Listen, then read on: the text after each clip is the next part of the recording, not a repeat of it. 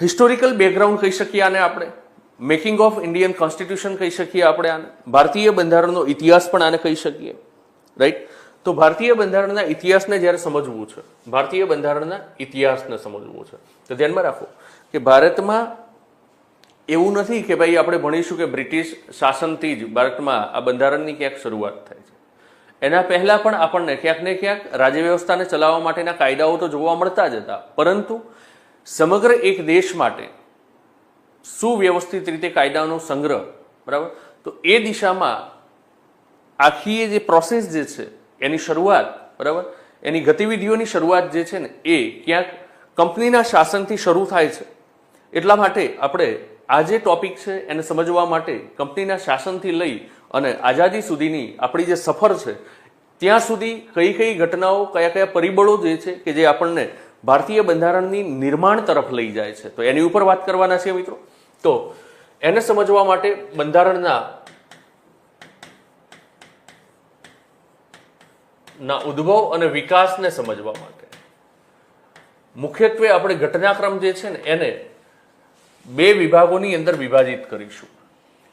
કે આપણે જાણીએ છીએ મુજબ મિત્રો કે 1599ની અંદર કેટલાક ચોક્કસ વેપારી પ્રતિનિધિઓ જે હતા એમના દ્વારા એક વાણિજ્યિક સંસ્થા જે છે એની સ્થાપના કરવામાં આવે છે, બરાબર. મર્ચન્ટ એડવેન્ચર્સ નામની વાણિજ્યિક સંસ્થા જે છે એની સ્થાપના કરવામાં આવે છે, જેને બ્રિટનના મહારાણી એલિઝાબેથ પ્રથમ જે છે એમના દ્વારા 31 ડિસેમ્બર 1600ના રોજ મંજૂરી આપી દેવામાં આવે છે અને ઈસ્ટ ઇન્ડિયા કંપની એવું ત્યારબાદ એનું નામ ભારતમાં આવીને આપવામાં આવે છે.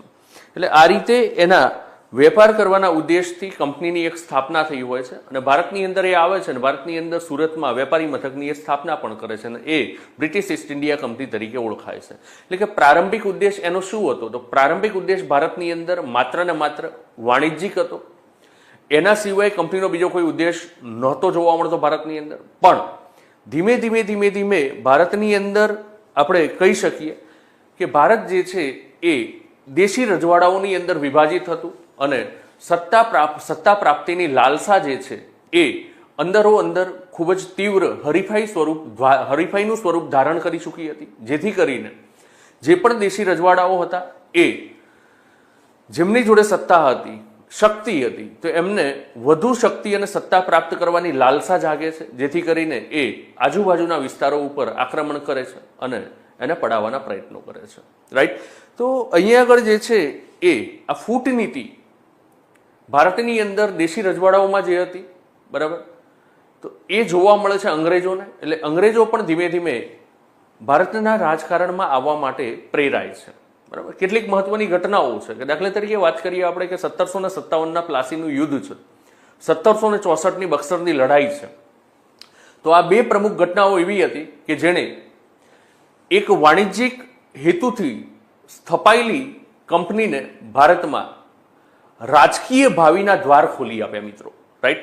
એટલે કે 1757 પલાસીનું યુદ્ધ હોય, 1764 બક્સરની લડાઈ હોય, ભારતની અંદર જે આંતરિક કલહ ચરમસીમા ઉપર હતો, બરાબર, કે 1707ની અંદર ઔરંગઝેબના અવસાન બાદ ભારતનું જે મુગલ એમ્પાયર જે છે નબળું પડવા લાગ્યું હતું, બરાબર. આંતરિક કલહ જે છે વધવા લાગ્યા હતા અને સત્તા પ્રાપ્તિની ઝંખના જે છે એ તીવ્ર હરીફાઈનું સ્વરૂપ ધારણ કરી ચૂકી હતી, જેનો લાભ ઉઠાવતા બે મહત્વના પરિબળો, જે રીતે વાત કરીએ મુજબ 1757 પલાસી અને 1764 બક્સર.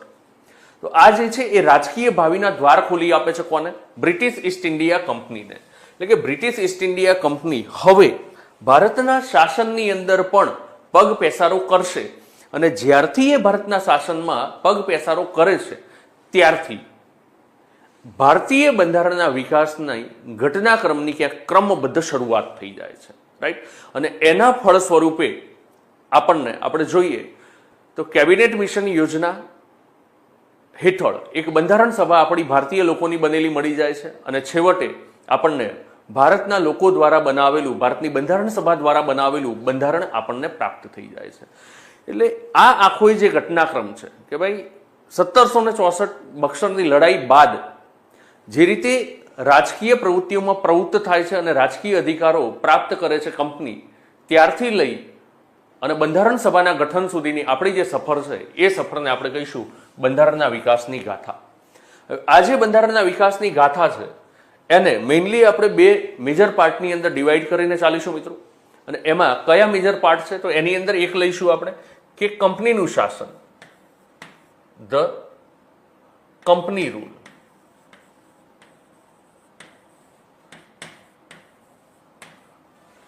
અને બીજું જે છે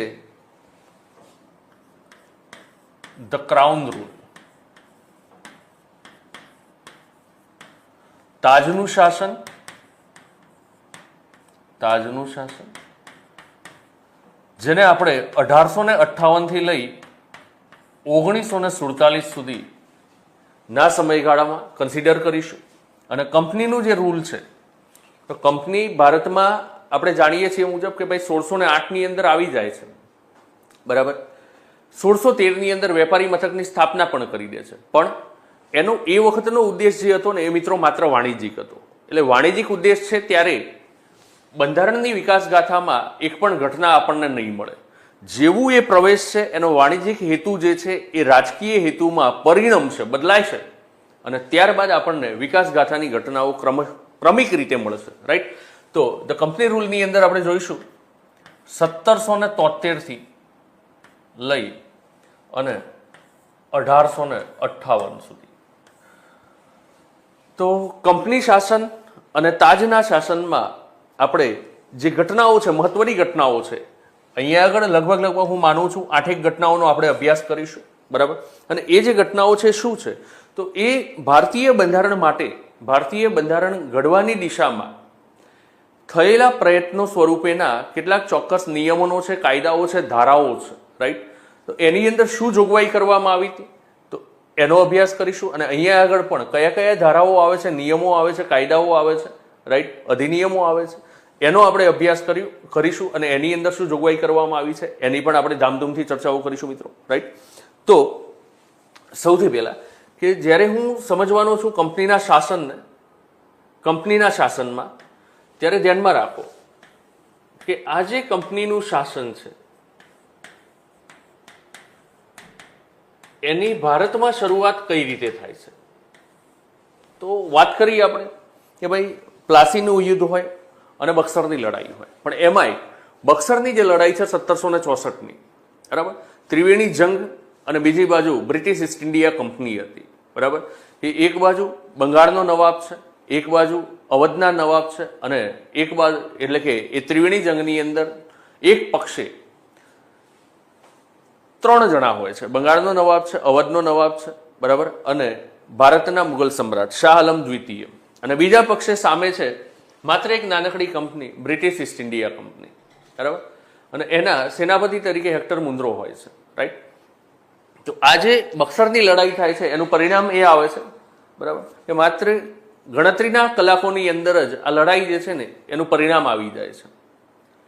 એના ફળ સ્વરૂપે અલ્હાબાદની સંધિ થાય છે અને 1765માં ભારતના મુગલ સમ્રાટ શાહ આલમ દ્વિતીય દ્વારા બંગાળ, બિહાર અને ઓરિસ્સાની દીવાની સત્તાઓ જે છે, બરાબર, દીવાની સત્તાઓ જે છે, દીવાની એટલે કે મહેસૂલી સત્તાઓ જે છે, શાસનની અંદર આ પ્રવેશે છે, મહેસૂલ ઉઘરાવવાની સત્તાઓ, બરાબર, શાસન વ્યવસ્થાને સંચાલિત કરવાની સત્તાઓ. તો આ જે દીવાની સત્તાઓ છે, સિવિલ રાઇટ જે છે એ કોને મળી જાય છે? કંપનીને મળી જાય છે, રાઈટ. એટલે 1765 એ કંપની માટેનું એક લેન્ડમાર્ક યર ગણી શકાય મિત્રો, કે જ્યાં આગળ એને શું મળે છે તો સિવિલ રાઇટ, દીવાની સત્તાઓ પ્રાપ્ત થઈ જાય છે. હવે એ શાસનની અંદર ધીમે ધીમે આગળ વધે છે. હવે 1765 થી લઈ અને 1773 થી આપણે સમયગાળાની શરૂઆત કરીએ છીએ તો આ 1765 થી લઈ અને 1773 સુધીનો આ 7-8 વર્ષનો જે સમયગાળો છે ને એની અંદર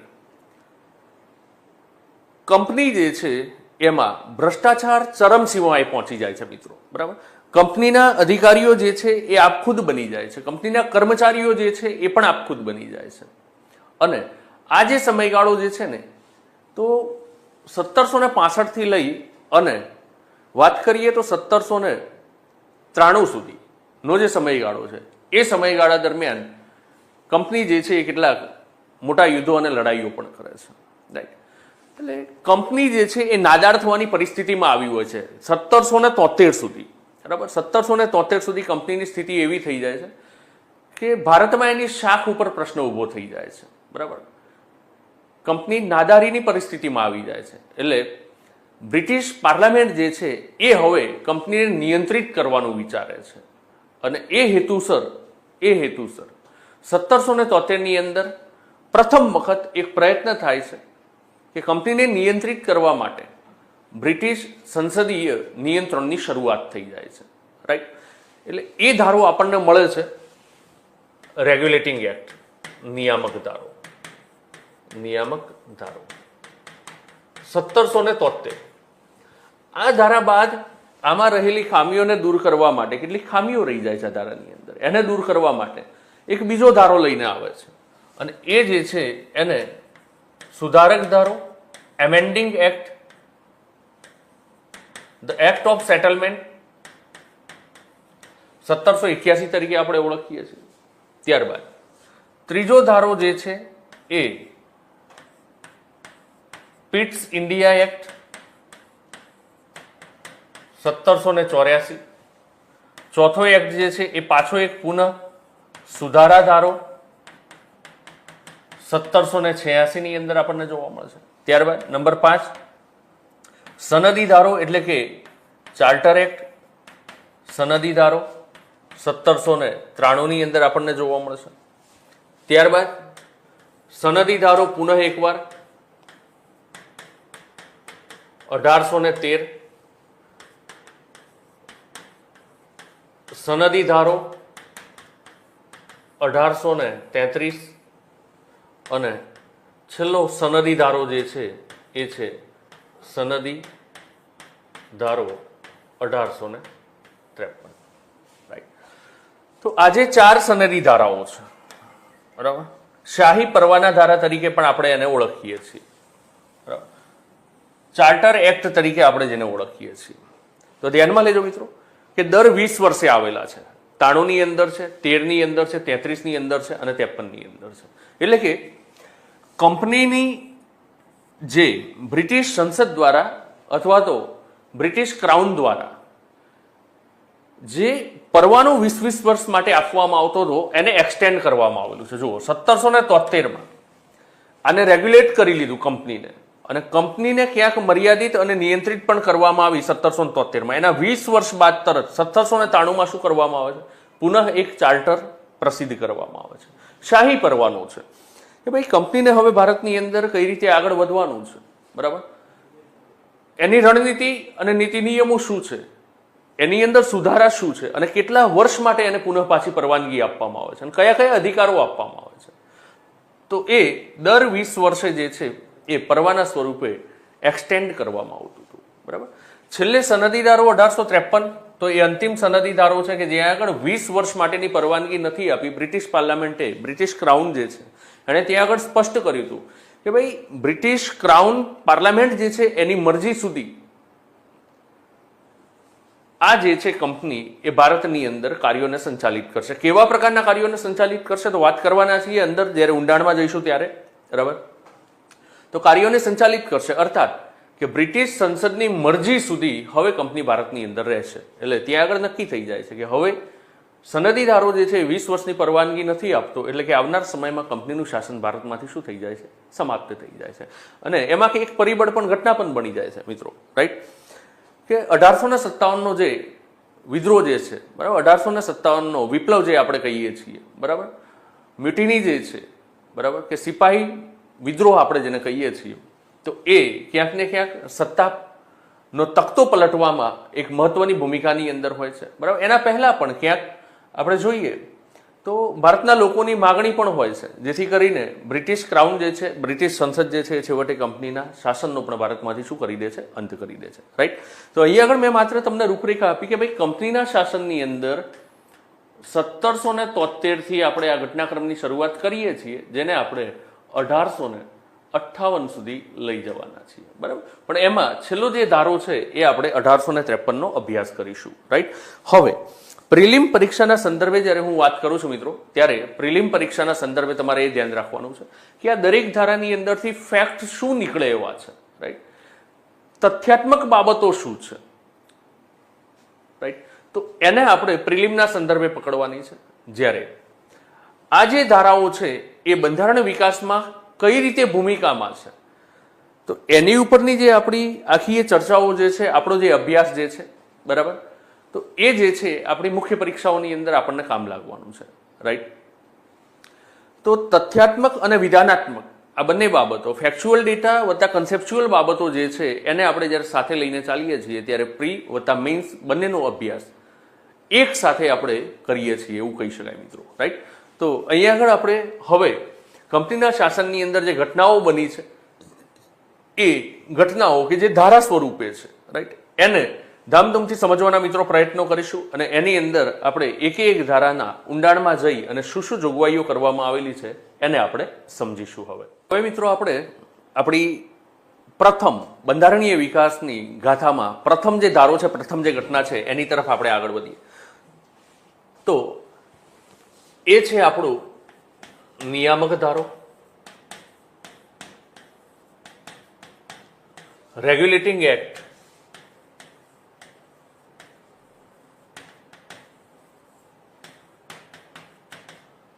1773. હવે ધ્યાનમાં રાખો કે આની જરૂર શું કરવા પડી? રેગ્યુલેશન, બરાબર, રેગ્યુલેટિંગ. તો રેગ્યુલેટ કરવા માટે આ ધારો ક્યાંક ઘડવામાં આવેલો છે. એ એના નામ ઉપરથી આપણને સ્પષ્ટપણે ખ્યાલ આપી દે છે કે ભાઈ કંપનીના કાર્યોને રેગ્યુલેટ કરવા માટે, કંપનીના ઉપર નિયમન સ્થાપિત કરવા માટે આ કાયદો જે છે એ ઘડવામાં આવેલો છે, રાઈટ? તો હવે આની વિશેષતાઓ આપણે સમજવાના છીએ કે આના મુખ્ય જે 5-6 બિંદુઓ છે, મુખ્ય 5-6 જે પોઈન્ટ છે એની ઉપર આપણે ચર્ચાઓ કરવાના છીએ. પણ પહેલા આ ધારો કેમ આવ્યો? તો જે રીતે વાત કરી કે જેવી દીવાની સત્તાઓ પ્રાપ્ત થઈ જાય છે ત્યારબાદ બંગાળ, બિહાર અને ઓરિસ્સાની અંદર કંપની જે છે એને રાજકીય અધિકારો પ્રાપ્ત થઈ જાય છે. હવે આ રાજકીય અધિકારો પ્રાપ્ત થતા કંપનીના કર્મચારીઓ જે છે એ ખાનગી વેપારની અંદર જોડાઈ જાય છે, બરાબર, ખાનગી વેપાર કરવા લાગે છે. ત્યારબાદ ભ્રષ્ટાચાર એક ચરમસીમાએ પહોંચી જાય છે. કંપનીની આવક કરતાં એના કર્મચારીઓ અને અધિકારીઓની આવક વધી જાય છે. કંપનીની આવક ઉપર કોઈ જ પ્રકારે ધ્યાન આપવામાં આવતું નથી, રાઈટ? કંપનીનું સંચાલન જે છે એ દિશાહીન બની જાય છે ક્યાં, રાઈટ? એટલે કંપની નાદારીની પરિસ્થિતિમાં આવે છે, બરાબર. તો એ સમયે કંપની જે છે એ બ્રિટિશ સંસદની અંદર રજૂઆત કરે છે સહાય માટે, આર્થિક સહાય માટેની રજૂઆત કરે છે કે ભાઈ કંપનીને શું કરવામાં આવે, તો કંપનીને આર્થિક સહાય આપવામાં આવે. તો એ સમયે બ્રિટિશ સંસદ જે છે એ વિચારે છે કે ભાઈ એના જે અધિકારીઓ છે, એના જે કર્મચારીઓ છે એ અઢળક ધન કમાય છે અને કંપની કેમ નથી કમાતી, રાઈટ? તો કંપનીમાં કંઈક ચોક્કસ ખોટું થઈ રહ્યું છે કે જેને હવે નિયમન કરવાની જરૂર છે, કંપનીનું નિયમન કરવાની જરૂર છે અને કંપનીને નિયંત્રિત કરવાની પણ જરૂર છે. તો બ્રિટિશ પાર્લામેન્ટ હવે વિચારે છે કે કંપનીનું નિયંત્રણ બ્રિટિશ પાર્લામેન્ટના હાથમાં આવે અને કંપનીનું નિયમન કરવા માટેના કોઈ ચોક્કસ સિદ્ધાંતો હોય કે જેને લખી નીતિ નિયમ સ્વરૂપે લખી અને મોકલી આપવામાં આવે. તો એટલા માટે જ બ્રિટિશ પાર્લામેન્ટ જે છે એક ધારો ઘડી કાઢે છે, જે ધારાનો ઉદ્દેશ શું હોય છે? કંપનીને રેગ્યુલેટ કરવાનો. માટે એને નામ આપવામાં આવે છે રેગ્યુલેટિંગ એક્ટ 1773.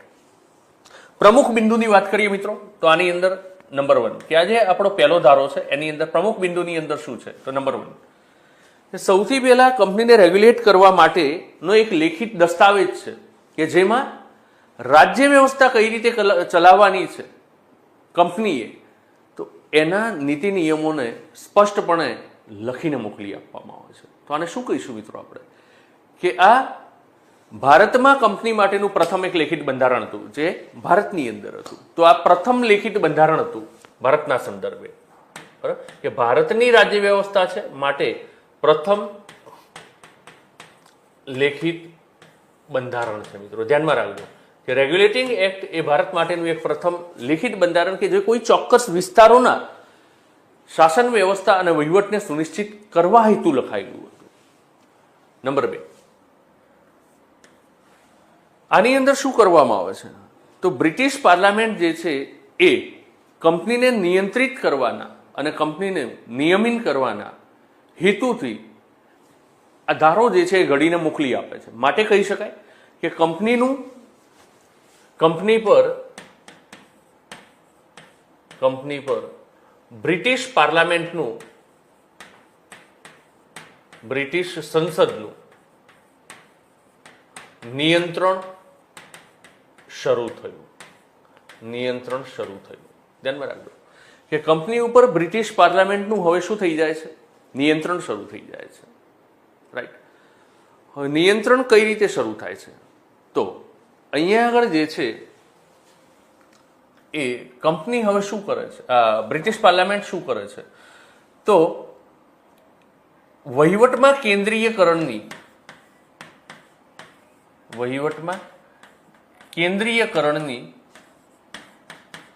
નીતિ અપનાવે છે. અને એના માટે શું કરવામાં આવે છે? તો જે 3 પ્રાંત હતા, બરાબર, બંગાળ, મુંબઈ અને મદ્રાસ, આ 3 મહત્વના પ્રાંત કે જે કંપનીના હસ્તક હતા, તો આ 3 પ્રાંતોમાં બંગાળ જે છે ને એ બંગાળ પ્રાંતને ઉપર મૂકવામાં આવે છે અને બંગાળના હસ્તક મુંબઈ અને મદ્રાસને મૂકી દેવામાં આવે છે. મુંબઈ અને મદ્રાસને મૂકવામાં. હવે દરેક પ્રાંતની અંદર શું હતું પહેલાથી? તો ઓલરેડી દરેક પ્રાંતનો વહીવટ કરવા માટે ગવર્નર હતા. બંગાળમાં પણ એવું જ હતું. હવે જ્યારે બંગાળને ઉપર મૂકવામાં આવ્યું ત્યારે બંગાળના ગવર્નરને કંઈક નવું નામ આપવામાં આવશે. એટલે ગવર્નરની જગ્યાએ હવે શું કરી દેવામાં આવે છે? ગવર્નર જનરલ ઓફ બંગાળ એવું નામ આપી દેવામાં આવે છે. ગવર્નર જનરલ ઓફ બંગાળ એવું નામ આપવામાં આવે છે. રાઈટ. અને આ રીતે વોરન હેસ્ટિંગ્સ જે છે એ પ્રથમ ગવર્નર જનરલ ઓફ બંગાળ બની જાય છે. રાઈટ. તો ગવર્નર જનરલ ઓફ બંગાળના હસ્તક મુંબઈ અને મદ્રાસના ગવર્નરને મૂકી દેવામાં આવે છે. હવે આ જે ગવર્નર જનરલ ઓફ બંગાળ છે એ એના કાર્યોમાં એને મદદ કરવા માટે એક પરિષદ પણ આપવામાં આવે છે. પરિષદ કે જેની અંદર 4 સભ્યો હોય. તો આ 4 સભ્યોવાળી એક પરિષદ ગવર્નર જનરલ ઓફ બંગાળને, કારણ કે શું કર્યું અહીંયા આગળ? તો મુંબઈ અને મદ્રાસને તેના હસ્તક મૂકી દીધા છે. રાઈટ. કેન્દ્રીયકરણની નીતિની શરૂઆત કરી છે. અહીંયા આગળ વહીવટમાં કેન્દ્રીયકરણની શરૂઆત કરી છે. એટલે માત્ર ગવર્નર જનરલ ઓફ બંગાળ જે છે એ પૂરતું કાર્ય નહીં કરી શકે. એની સહાયતામાં કોઈ ચોક્કસ પ્રતિનિધિ મંડળની અથવા તો પરિષદની જરૂર પડશે. માટે આ ધારામાં જોગવાઈ કરવામાં આવે છે કે ભાઈ 4 સભ્યોવાળી એક પરિષદ આપવામાં આવશે. કોને? તો ગવર્નર જનરલ ઓફ બંગાળને. તો બંગાળના ગવર્નર જનરલને 4 સભ્યોવાળી એક પરિષદ મળે છે, જેની અંદર પ્રથમ 4 સભ્યોની વાત કરીએ તો બરવેલ છે, માનસન છે, ક્લેવરિન છે અને ફિલિપ જે છે. તો આ 4 સભ્યો હતા કે જે ગવર્નર જનરલ ઓફ બંગાળની પરિષદની અંદર હતા. હવે આ જે પરિષદ જે છે ને એને જરૂરી એવા કાયદા ઘડવાની સત્તા આપવામાં આવે છે. ધ્યાનમાં રાખજો મિત્રો કે જરૂરી એવા કાયદા ઘડવાની સત્તા આ ગવર્નર જનરલની પરિષદને આપવામાં આવે છે. એટલે કે સપરિષદ ગવર્નર જનરલને આ સત્તાઓ આપવામાં આવે છે કે એ કાયદાઓ ઘડી શકે. પણ આ સત્તાઓ નિર્ધારિત નથી થઈ હતી. બરાબર. અને સત્તા કેવી છે? તો સત્તા જે છે એ મર્યાદિત છે કે ભાઈ એ માત્ર બંગાળ વિસ્તાર માટે કાયદાઓ ઘડી શકશે. બંગાળ વિસ્તાર માટે કાયદાઓ ઘડી શકશે. પરંતુ એનું જો અમલીકરણ કરાવવું હશે તો એ વખતે એણે બ્રિટિશ તાજ જે છે એની પરવાનગી અવશ્ય લેવી પડશે. એટલે કે મર્યાદિત એ અર્થમાં છે કે પરવાનગી વગર વિના કાયદાઓને ઇમ્પ્લિમેન્ટ કરી શકાશે નહીં. બરાબર. એટલે આ જે સત્તા છે એનું એટલું મહત્વ ન અંકાવ્યું. મિત્રો ધ્યાનમાં રાખજો કે કાયદા બનાવવાની સત્તા આપી તો દીધી, પણ જો એ કાયદાઓને લાગુ નથી કરી શકતા સીધે સીધા, તો પછી એ સત્તા કહી શકાય કે મોટા અંશે કેવી છે? તો નિરર્થક સત્તા છે. પણ તે છતાંય એકમાત્ર કહેવાની સત્તા હતી કે સત્તા અમને મળી જાય, જે આગળ જતા થોડી એક સત્તા બદલાશે. બરાબર. સુધારા કરવામાં આવશે. હવે મેઇન જે દોષ હતો એ શું હતો? ધ્યાનમાં રાખજો કે મેઇન જે દોષ હતો એ શું હતો? તો કંપનીના કર્મચારીઓનો ખાનગી વેપાર. બરાબર. તો સૌથી પહેલા કંપનીના કર્મચારીઓ પોતાનો ખાનગી વેપાર નહીં કરી શકે તો ખાનગી વેપાર ઉપર શું કરવામાં આવે? પ્રતિબંધ મૂકવામાં આવે. બીજું, ભ્રષ્ટાચારે માજા મૂકી હતી. એટલે અહીંયા આગળ એ પણ કરવામાં આવ્યું કે કંપનીના જે કર્મચારીઓ છે એ કોઈ પણ ભારતીય પાસેથી કોઈ પણ પ્રકારની ભેટ સોગાદ યા લાંચ નહીં સ્વીકારી શકે કે લાંચ લઈ શકશે નહીં, ખાનગી વેપાર પણ નહીં કરી શકે અને એ કોઈ પણ પ્રકારની ભેટ સોગાદ પણ ભારતીયો પાસેથી લઈ શકશે નહીં. ત્યારબાદ આ ધારાની અંદર જોગવાઈ કરવામાં આવે છે કે ભાઈ અહીંયા નક્કી તો કરી લીધું કે ખાનગી વેપાર પર પ્રતિબંધ, ભારતીય પાસેથી ભેટ સોગાદ નહીં લઈ શકાય, લાંચ પણ નહીં લઈ શકાય, પણ હજુ પણ ન્યાયિક કાર્યો પરિપૂર્ણ કરવા માટે ક્યાંક ન્યાયાલયની આવશ્યકતા હતી. અને એ કેવા ન્યાયાલયની આવશ્યકતા હતી? તો એ કેન્દ્રીય ન્યાયાલયની આવશ્યકતા હતી મિત્રો, કે જેને આપણે સર્વોચ્ચ અદાલત એવું કહી શકીએ. રાઈટ. તો આ જ ધારાની અંદર જોગવાઈ કરવામાં આવી કે એક સુપ્રીમ કોર્ટની સ્થાપના કરવામાં આવશે અને જેના ફળ સ્વરૂપે ભારતમાં 1774માં કલકત્તા ખાતે એક સુપ્રીમ કોર્ટ જે છે એની શું કરવામાં આવે છે? સ્થાપના કરવામાં આવે. સુપ્રીમ કોર્ટની સ્થાપના કરવામાં આવે. આ સુપ્રીમ કોર્ટની સ્થાપના થાય છે જેના માળખાની અંદર 1+3, બરાબર, કે આપણે જ્યારે પણ ન્યાયાલય જોઈએ છીએ, બરાબર, કે સર્વોચ્ચ અદાલત અત્યારનું હાલનું હોય કે રાજ્યની કોઈ વડી અદાલત હોય, તો એની અંદર કંઈક આ જ રીતે બોલીએ છીએ આપણે કે 1+100 નંબર, બરાબર. તો 1+3, તો એક શું છે? ચીફ જસ્ટિસ છે. રાઈટ. તો એક મુખ્ય ન્યાયમૂર્તિ અને 3 અન્ય ન્યાયમૂર્તિઓથી બનેલી એક સુપ્રીમ કોર્ટ જે તે સમયની સ્થાપવામાં આવે છે. રાઈટ. પણ એ પણ ક્યાંક એની શું સત્તાઓ છે એને પણ નિર્ધારિત કરવામાં આવતી નથી. ધ્યાનમાં રાખજો મિત્રો, હું આ કેમ બોલું છું. તો નિર્ધારિત નથી થયું. ધારાકીય સત્તા મળી, ગવર્નર જનરલ સપરિષદને ધારાકીય સત્તાઓ મળી જાય છે, નિર્ધારિત નથી, ડિફાઇન નથી. અહીંયા આગળ સુપ્રીમ કોર્ટ પણ સ્થપાઈ જાય છે, પણ એના જ્યુરિસ્ડિક્શનની અંદર, ક્ષેત્રાધિકારની અંદર કોણ નથી એ ડિફાઇન નથી કરવામાં આવેલું. એટલે આ જે છે ને એ આવનારા સમયની અંદર શું બનશે? તો ઇસ્યુઝ બનશે. બરાબર, કે આ ધારો જે ઘડવામાં આવ્યો એની અંદર રહેલી ખામીઓ છે કે જેના કારણે ઇસ્યુ ઊભા થશે. બરાબર, કે જે કંપનીના કર્મચારીઓ અને સુપ્રીમ કોર્ટની વચ્ચે કન્ફ્લિક્ટ પેદા કરશે. રાઈટ. તો ટૂંકમાં પ્રથમ મુખ્ય ન્યાયમૂર્તિ જે છે એ સર એલિજા ઇમ્પે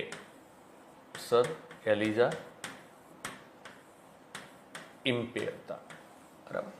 હવે આ જે નિયામક ધારો છે, બરાબર, એનાથી બ્રિટિશ સંસદીય નિયંત્રણની શરૂઆત થઈ જાય છે. કંપનીને નિયમિત કરવા માટેનો, કંપનીને નિયંત્રિત કરવા માટેનો આ પ્રથમ પ્રયત્ન હતો ભારતની અંદર. આના પહેલા આવો કોઈ પ્રયત્ન થયેલો જ નથી ભારતની અંદર. તો બ્રિટિશ સંસદે આ પ્રથમ પ્રયત્ન કર્યો કે કંપનીને ભારતની અંદર શું કરવામાં આવે? નિયમિત કરવામાં આવે અને નિયંત્રિત કરવામાં આવે. રાઈટ. તો પરીક્ષાની દ્રષ્ટિએ આની અંદરથી આપણે પ્રિલિમના સંદર્ભે જો ચર્ચા કરીએ આપણે, તો કઈ કઈ બાબતોને લઈ શકીએ? તો મુખ્ય બિંદુઓની અંદર પહેલા જ આપણે કીધું કે ભારતની અંદર કંપનીને નિયમિત અને નિયંત્રિત કરવા માટેનો આ પ્રથમ પ્રયત્ન હતો. રાઈટ. એટલે કે 1773ના રેગ્યુલેટિંગ એક્ટના સંદર્ભે તમને વિધાનો આપેલા હોય, સાચા વિધાનો અથવા તો ખોટા વિધાનો તમારે આઈડેન્ટિફાઈ કરવાના છે, બરાબર, પૃથક કરવાના છે. તો એ સમયે તમને આ બાબતો જે છે એ ખ્યાલ હોવી જોઈએ. રાઈટ. એટલે પુનઃ એકવાર કે કંપનીને સૌપ્રથમ વખત નિયમિત અને નિયંત્રિત કરવા માટે નિયામક ધારો 1773 બ્રિટિશ પાર્લામેન્ટ દ્વારા ઘડીને ભારતમાં મોકલવામાં આવ્યો. ત્યારબાદ ભારત માટેના પ્રથમ લેખિત બંધારણ સ્વરૂપે નિયામક ધારો 1773 ઘડી અને ભારતની અંદર મોકલવામાં આવે. વહીવટમાં કેન્દ્રીયકરણની શરૂઆત કરવામાં આવે છે. મુંબઈ અને મદ્રાસ પ્રાંતને બંગાળ પ્રાંતના હસ્તક મૂકી દેવામાં આવે છે. બંગાળ પ્રાંતના ગવર્નર જે છે એને વોરન હેસ્ટિંગ જે હોય છે એ સમયે બંગાળ પ્રાંતનો ગવર્નર, તો બંગાળ પ્રાંતના ગવર્નરને ગવર્નર જનરલ ઓફ બંગાળ એવું નામ આપવામાં આવે છે. રાઈટ. મુંબઈ અને મદ્રાસની જે સત્તાઓ છે એ મર્યાદિત થઈ જાય છે. ગવર્નર જનરલ ઓફ બંગાળ ને તેના કાર્યોમાં મદદ કરવા માટે 4 સભ્યોની એક પરિષદ આપવામાં આવે છે અને ગવર્નર જનરલ ઓફ બંગાળ સપરિષદને કાયદા ઘડવાની સત્તા આપવામાં આવે છે, પણ એને લાગુ કરવા માટે બ્રિટિશ તાજની મંજૂરી અનિવાર્ય કરી દેવામાં આવે છે. કંપનીના કર્મચારીઓને ખાનગી વેપાર કરવા ઉપર પ્રતિબંધ ફરમાવવામાં આવે છે. ભારતીયો પાસેથી કોઈ પણ પ્રકારની ભેટ સોગાદ કે લાંચ લેવા માટે પણ પ્રતિબંધ ફરમાવી દેવામાં આવે છે. ત્યારબાદ ન્યાયતંત્રને સુવ્યવસ્થિત કરવા માટે કલકત્તામાં આ ધારાની જોગવાઈ હેઠળ 1774માં સર્વોચ્ચ અદાલતની સ્થાપના કરવામાં આવે છે, જેના માળખામાં એક મુખ્ય ન્યાયમૂર્તિ અને અન્ય 3 ન્યાયમૂર્તિઓનો સમાવેશ કરવામાં આવે છે. પ્રથમ ન્યાયમૂર્તિ સર એલિજા ઇમ્પે 1774માં બરાબર મુખ્ય ન્યાયમૂર્તિ બને છે. 1783 સુધી રહે છે મિત્રો, બરાબર, કે સર એલિજા ઇમ્પે જે છે એ 1774 થી 1783 સુધી આ સુપ્રીમ કોર્ટના મુખ્ય ન્યાયમૂર્તિ તરીકે કાર્ય કરે છે. રાઈટ. તો પ્રથમ ધારાની અંદરથી આપણને જે મહત્વના ફેક્ટ્સ મળે છે મિત્રો એ આ મળે છે. રાઈટ. કે આ પરિષદ જે છે એ કેમ બનાવવામાં આવી, તો બંગાળ પ્રાંતની સાથે સાથે મુંબઈ અને મદ્રાસ પ્રાંતનો શાસન વ્યવસ્થાની જવાબદારી જે છે એ પણ બંગાળ પ્રાંતના ગવર્નર જનરલને સોંપી દેવામાં આવે છે. એટલે સ્વાભાવિક હતું કે એના કાર્યોમાં મદદ કરવા માટે ચોક્કસ એક પરિષદની જરૂર પડશે. તો આ પરિષદની અંદર જે છે એ 4 સભ્યોની નિમણૂક કરવામાં આવે છે. બીજું ધ્યાનમાં રાખજો કે આ જે છે બંગાળ પરિષદ એટલે કે ગવર્નર જનરલ ઓફ બંગાળની જે પરિષદ છે 4 સભ્યો વત્તા ગવર્નર જનરલ, એ સંપૂર્ણપણે કોને જવાબદાર છે, તો એ જવાબદાર રહે છે બ્રિટિશ ક્રાઉનને, બ્રિટિશ પાર્લામેન્ટને જવાબદાર રહે છે. રાઈટ. તો અહીંયા આગળ આપણે પ્રથમ ધારાને જોયો મિત્રો, બરાબર. હવે જે મેં તમને સમજાવ્યું છે એ જ બાબત છે અહીંયા આગળ, કે પીપીટી આપણી પાસે છે જ દરેક બાબતો કે જ્યાં આગળ મેઇન મુદ્દાઓ મારે તમને સમજાવવાના છે પીપીટીની અંદર, તો એને આપણે તૈયાર કરી રાખેલા છે. પણ ક્યાંક આપણું આ બોર્ડવર્ક પણ જરૂરી હોય છે, જેથી કરીને હું બોર્ડવર્કના માધ્યમથી વધુ વાત કરીશ તમારી સામે. તો ભારતમાં બંધારણનો વિકાસ જે રીતે મેં વાત કરી કે ભાઈ 2 પાર્ટની અંદર સમજીશું આપણે. કંપનીના શાસનમાં ત્યારબાદ તાજના શાસનમાં. કંપનીના શાસનમાં આપણે કન્સિડર કરીએ છીએ 1773 થી લઈને 1858 સુધી. અહીંયા આગળ તાજના શાસનમાં 1858 થી લઈ અને 1947 સુધી. રાઈટ. હવે કંપનીના શાસનની આપણી જે પ્રથમ ઘટના છે રેગ્યુલેટિંગ એક્ટ, બરાબર. તો એ રેગ્યુલેટિંગ એક્ટની અંદર કઈ બાબતો છે એને આપણે જોઈ છે. ત્યારબાદ બીજા કયા ધારાઓ છે જેની વાત કરવાની છે, તો પીટ્સ ઇન્ડિયા એક્ટ 1784, બરાબર. વચ્ચે હું વાત કરી લઈશ સુધારક ધારો 1781. ત્યારબાદ ચાર્ટર એક્ટ 1793 વચ્ચે હું વાત કરી લઈશ, બરાબર. કોર્નવોલિસ આવે છે એ વખતની 1786નો ધારો. ત્યારબાદ ચાર્ટર એક્ટ 1813, ચાર્ટર એક્ટ 1853, બરાબર. 1833ની પણ હું અહીંયા આગળ વાત કરી લઈશ મિત્રો. તો મુખ્ય ધારાઓ કે જેનો આપણે અભ્યાસ કરવાનો છે એમાં પ્રથમ આપણો ધારો, બરાબર. હવે તાજના શાસનમાં કઈ બાબતો જોવાની છે, તો અહીંયા આગળ તાજના શાસનમાં ભારત શાસન અધિનિયમ 1858, ભારત પરિષદ અધિનિયમ 1861, પરિષદ અધિનિયમ 1892, પરિષદ અધિનિયમ 1909, બરાબર. ત્યારબાદ ભારત શાસન અધિનિયમ 1919, ભારત પરિષદ અધિનિયમ બાદ, બરાબર, ભારત પરિષદ અધિનિયમ 1935, તો ભારત શાસન અધિનિયમ છે મિત્રો, બરાબર. ત્યારબાદ એના પહેલા છે ભારત શાસન અધિનિયમ 1919, બરાબર. ઓગસ્ટ પ્રસ્તાવ 1940, ક્રિપ્સ પ્રસ્તાવ 1942, કેબિનેટ મિશન 1946, માઉન્ટ બેટન યોજના 1947, બરાબર. અને હિન્દ સ્વાતંત્ર્ય ધારો 1947. રાઈટ. એમાં કંપનીના શાસનની અંદર આપણે પ્રથમ જોઈ લીધું નિયામક ધારો 1773, કે રેગ્યુલેટિંગ એક્ટ 1773ની અંદર શું જોગવાઈઓ છે, કઈ જોગવાઈઓ છે. રાઈટ. હવે નિયામક ધારો ભણ્યા બાદ આપણે જે આગળ વધવાનું થાય મિત્રો, તો એ છે એમેન્ડિંગ એક્ટ સુધારક ધારો, બરાબર. અને સુધારક ધારો 1781નો. રાઈટ. કે રેગ્યુલેટિંગ એક્ટ 1773 માં જે ખામીઓ હતી એ ખામીઓ ક્યાંક ને ક્યાંક દૂર કરવા માટે, શાસન વ્યવસ્થાને હજુ પણ સુવ્યવસ્થિત કરવા માટે બ્રિટિશ પાર્લામેન્ટ જે છે એ પુનઃ પાછો એક ધારો તૈયાર કરે છે. અને એ જે ધારો છે એને આપણે શું કહીએ છીએ, એક્ટ ઓફ એમેન્ડિંગ 1781, એમેન્ડિંગ એક્ટ, અથવા તો આને આપણે સેટલમેન્ટ એક્ટ તરીકે પણ ઓળખીએ છીએ. સુધારક ધારો, બરાબર, પણ આને આપણે કહીએ છીએ. આ ધારાની અંદર શું કરવામાં આવ્યું, તો ધ્યાનમાં રાખો મિત્રો કે સૌથી પહેલા સુધારક ધારો 1781, તો જે રીતે સપરિષદ ગવર્નર જનરલને સત્તાઓ અપાઈ હતી કે ભાઈ એ ધારાઓ ઘડી શકે છે, પણ એની અંદર સ્પષ્ટીકરણનો અભાવ હતો. તો અહીંયા આગળ સ્પષ્ટીકરણ કરવામાં આવે છે સુધારક ધારાની અંદર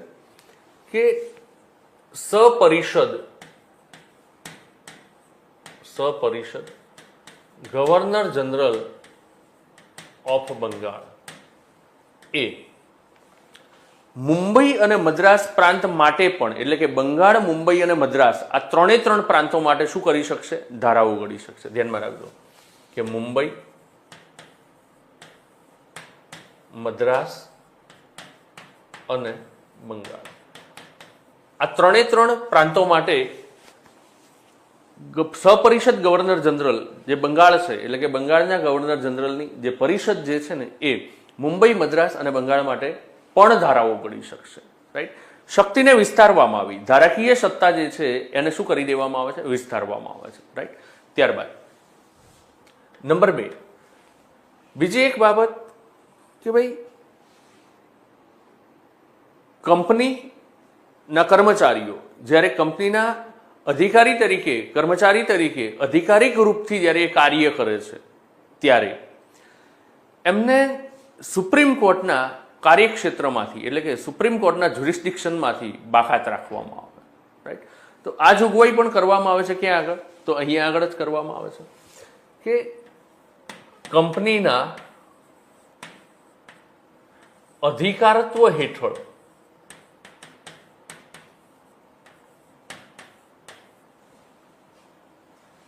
કરેલ કાર્યો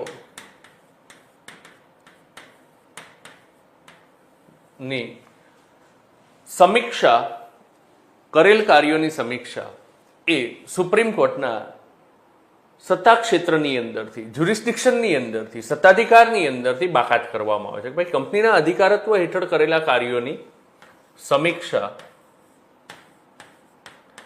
સુપ્રીમ કોર્ટના કાર્યક્ષેત્રમાંથી શું કરી દેવામાં આવે છે? બાકાત કરી દેવામાં આવે છે. કે ભાઈ અહીંયા સંઘર્ષ થતો હતો, અહીંયા શું થતું હતું? કન્ફ્લિક્ટ થતો હતો. મેં જે તમને વાત કરી અગાઉ કે આની અંદર જે જોગવાઈઓ હતી, સ્પષ્ટીકરણ ન હતું સુપ્રીમ કોર્ટની સત્તાધિકારનું, તો એનાથી ક્યાંક ને ક્યાંક થતું હતું એવું કે ભાઈ સુપ્રીમ કોર્ટ અને કર્મચારીઓ જે છે તો એની અંદર એક પ્રકારનો સંઘર્ષ જોવા મળતો હતો, કન્ફ્લિક્ટ જોવા મળતો હતો. રાઈટ. જેને દૂર કરવામાં આવે.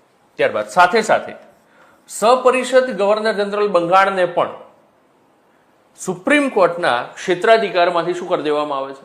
બાકાત રાખી દેવામાં આવે છે. એટલે કંપનીના અધિકારીઓને તો કંપનીના કર્મચારીઓને પણ બાકાત કરવામાં આવે છે, સાથે સાથે સપરિષદ ગવર્નર જનરલને, એટલે કે ગવર્નર જનરલ ઓફ બંગાળ અને એની જે પરિષદ છે એને પણ સુપ્રીમ કોર્ટના ક્ષેત્રાધિકારમાંથી શું કરી દેવામાં આવે છે? મુક્ત કરવામાં આવે છે. એટલે ધ્યાનમાં રાખજો, સપરિષદ governor general of Bengal SC ના ક્ષેત્રાધિકારથી મુક્ત થાય છે. રાઈટ. ત્યારબાદ સુધારક ધારાની અંદર જોગવાઈ કરવામાં આવે છે કે ભાઈ સપરિષદ ગવર્નર જનરલ મુંબઈ, મદ્રાસ અને બંગાળ માટે જ્યારે કાયદાઓ ઘડે છે અને એ કાયદાઓનું જ્યારે ઇમ્પ્લિમેન્ટેશન કરે છે, એટલે કે એ કાયદાઓને જ્યારે લાગુ કરે છે ત્યારે એમણે ભારતના સામાજિક અને ધાર્મિક રીતિ રિવાજો જે છે ને એનું ખાસ ધ્યાન રાખવાનું છે. રાઈટ. એટલે જ્યારે પણ ગવર્નર જનરલ ઓફ બંગાળ અને તેની પરિષદ ધારાઓ ઘડે છે ત્યારે ધારાઓ ઘડતી વખતે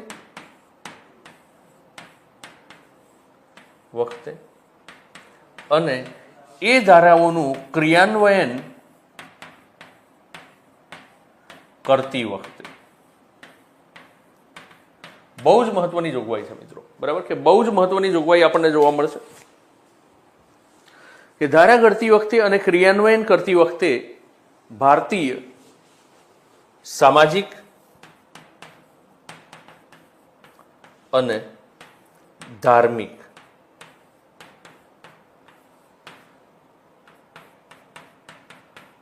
રીતિ રિવાજો જે છે ને, રીતિ રિવાજો, તો આને માન આપવું.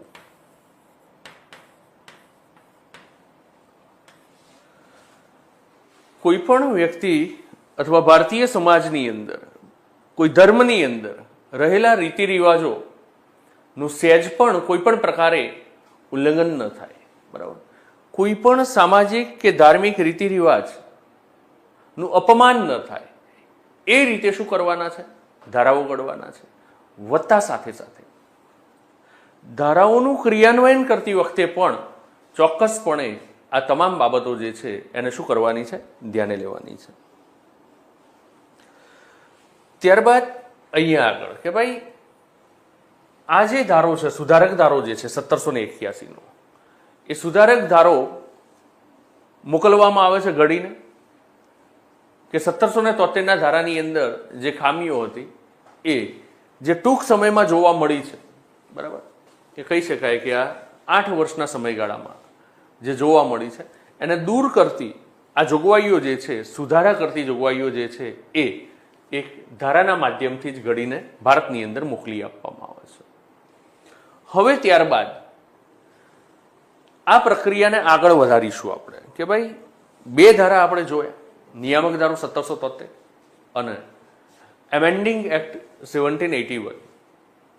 તો એના પછી આવે છે કાયદો પીટનો ધારો, pits India act. Pits India act કેમ લાવવામાં આવે છે? આ ધારો ઘડાયો છે, આ ધારાએ સુધારા કર્યા છે, તે છતાં પણ 1784ની અંદર પીટ્સ ઇન્ડિયા એક્ટ કેમ આવે છે? તો હવે આપણે જે વાત કરીશું મિત્રો એ આ ધારા બાદ પીટ્સ ઇન્ડિયા એક્ટ ઉપર વાત કરીશું. પણ મુખ્ય મુદ્દાઓને તમારે એકવાર ધ્યાને લઈ લેવાના છે કે ભાઈ સુધારક ધારો જે છે એનાથી શું થયું?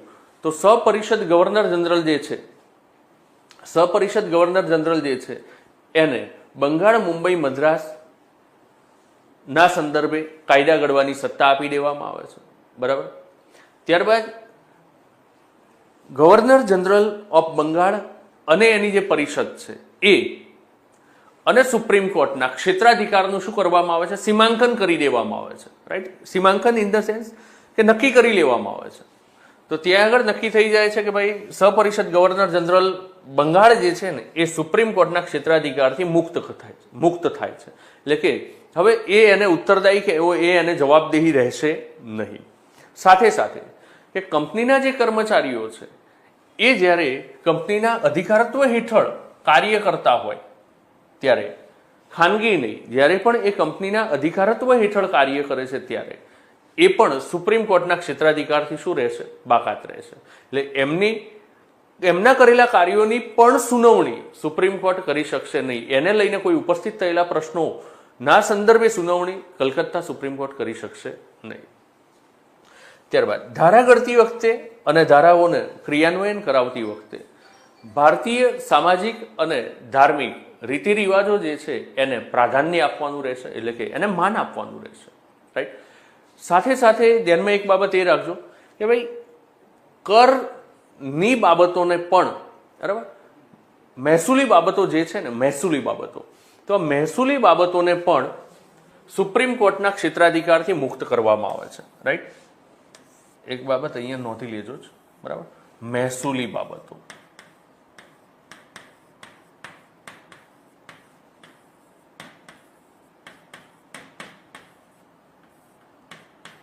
મહેસૂલી બાબતો જે છે એને પણ શું કરી દેવામાં આવે છે? મુક્ત કરવામાં આવે છે, રાઈટ.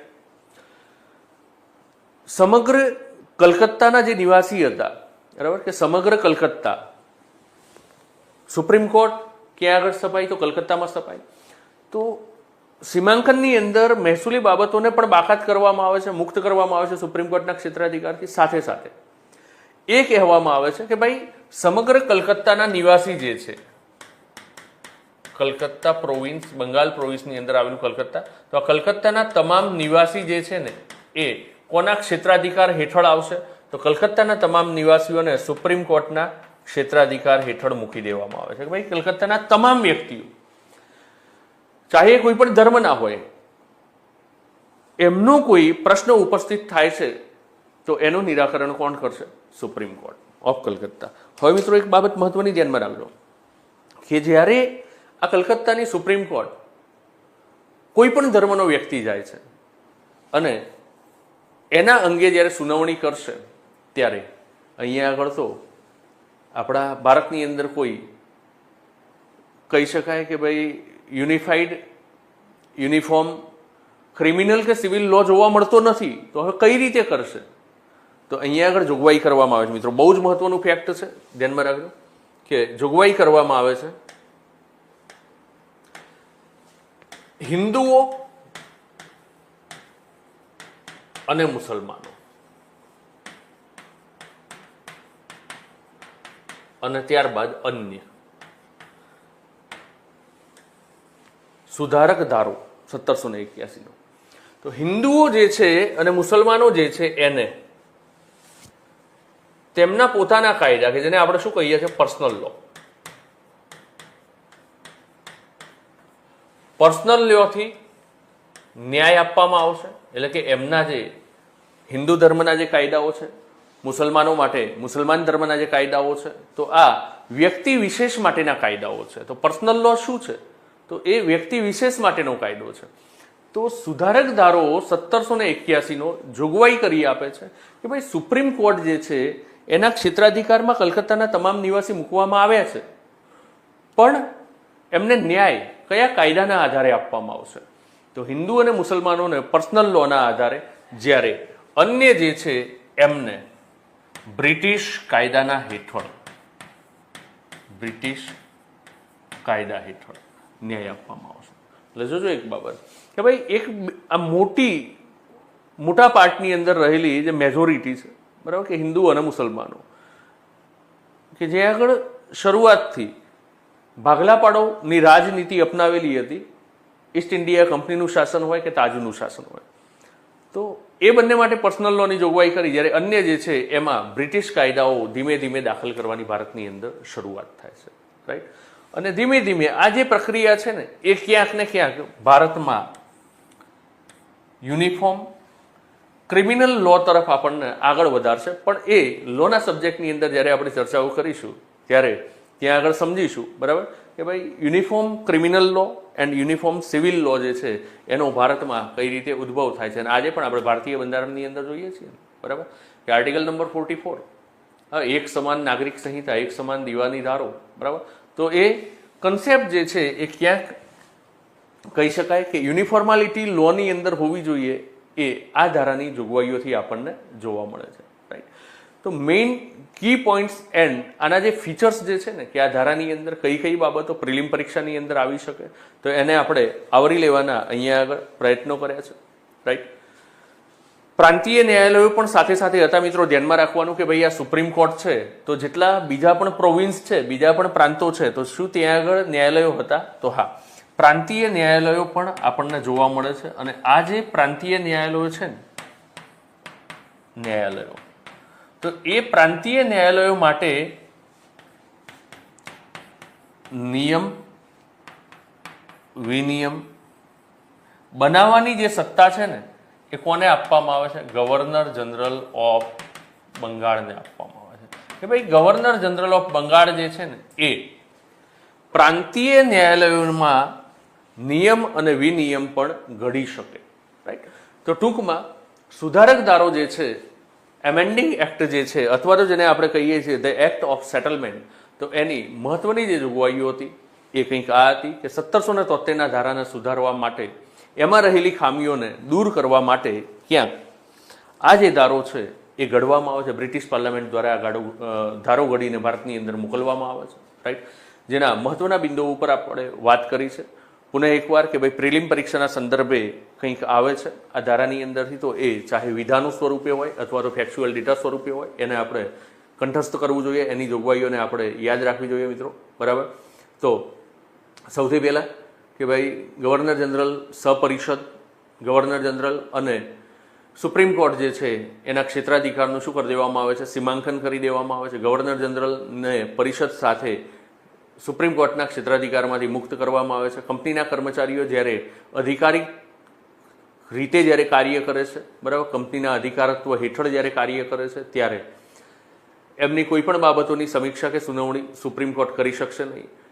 ત્યારબાદ મહેસૂલી બાબતો જે છે એને પણ કંપનીના ક્ષેત્રાધિકારમાંથી શું કરી દેવામાં આવે છે? બાકાત કરવામાં આવે છે. કલકત્તાના તમામ નિવાસીઓ જે છે એને સુપ્રીમ કોર્ટના ક્ષેત્રાધિકારની અંદર મૂકી દેવામાં આવે છે. હિન્દુઓને અને મુસલમાનોને એમના પર્સનલ લોના માધ્યમથી અને અન્ય જે છે એમને બ્રિટિશ કાયદાના માધ્યમથી બરાબર ન્યાય આપવાનું નિર્ધારિત કરવામાં આવે છે કાયદાની અંદર. પ્રાંતીય ન્યાયાલયો જે હતી એ પ્રાંતીય ન્યાયાલયો માટે નિયમ કે વિનિયમ ઘડવાની સત્તા જે છે એ પણ આપવામાં આવે છે. કોને? ગવર્નર જનરલ ઓફ બંગાળને આપી દેવામાં આવે છે. રાઈટ. તો મેઇન કી ફીચર્સ આ ધારાના આપણે જે કહી શકીએ અથવા તો પ્રમુખ બિંદુ આ ધારાના જે કહી શકીએ એ આ મુજબ હતા. હવે આના પછી જે ધારો આવે છે એ કેમ ઘડીને મોકલવામાં આવે છે અને કયો ધારો છે તો એની ઉપર મિત્રો હવે વાત કરીએ આપણે.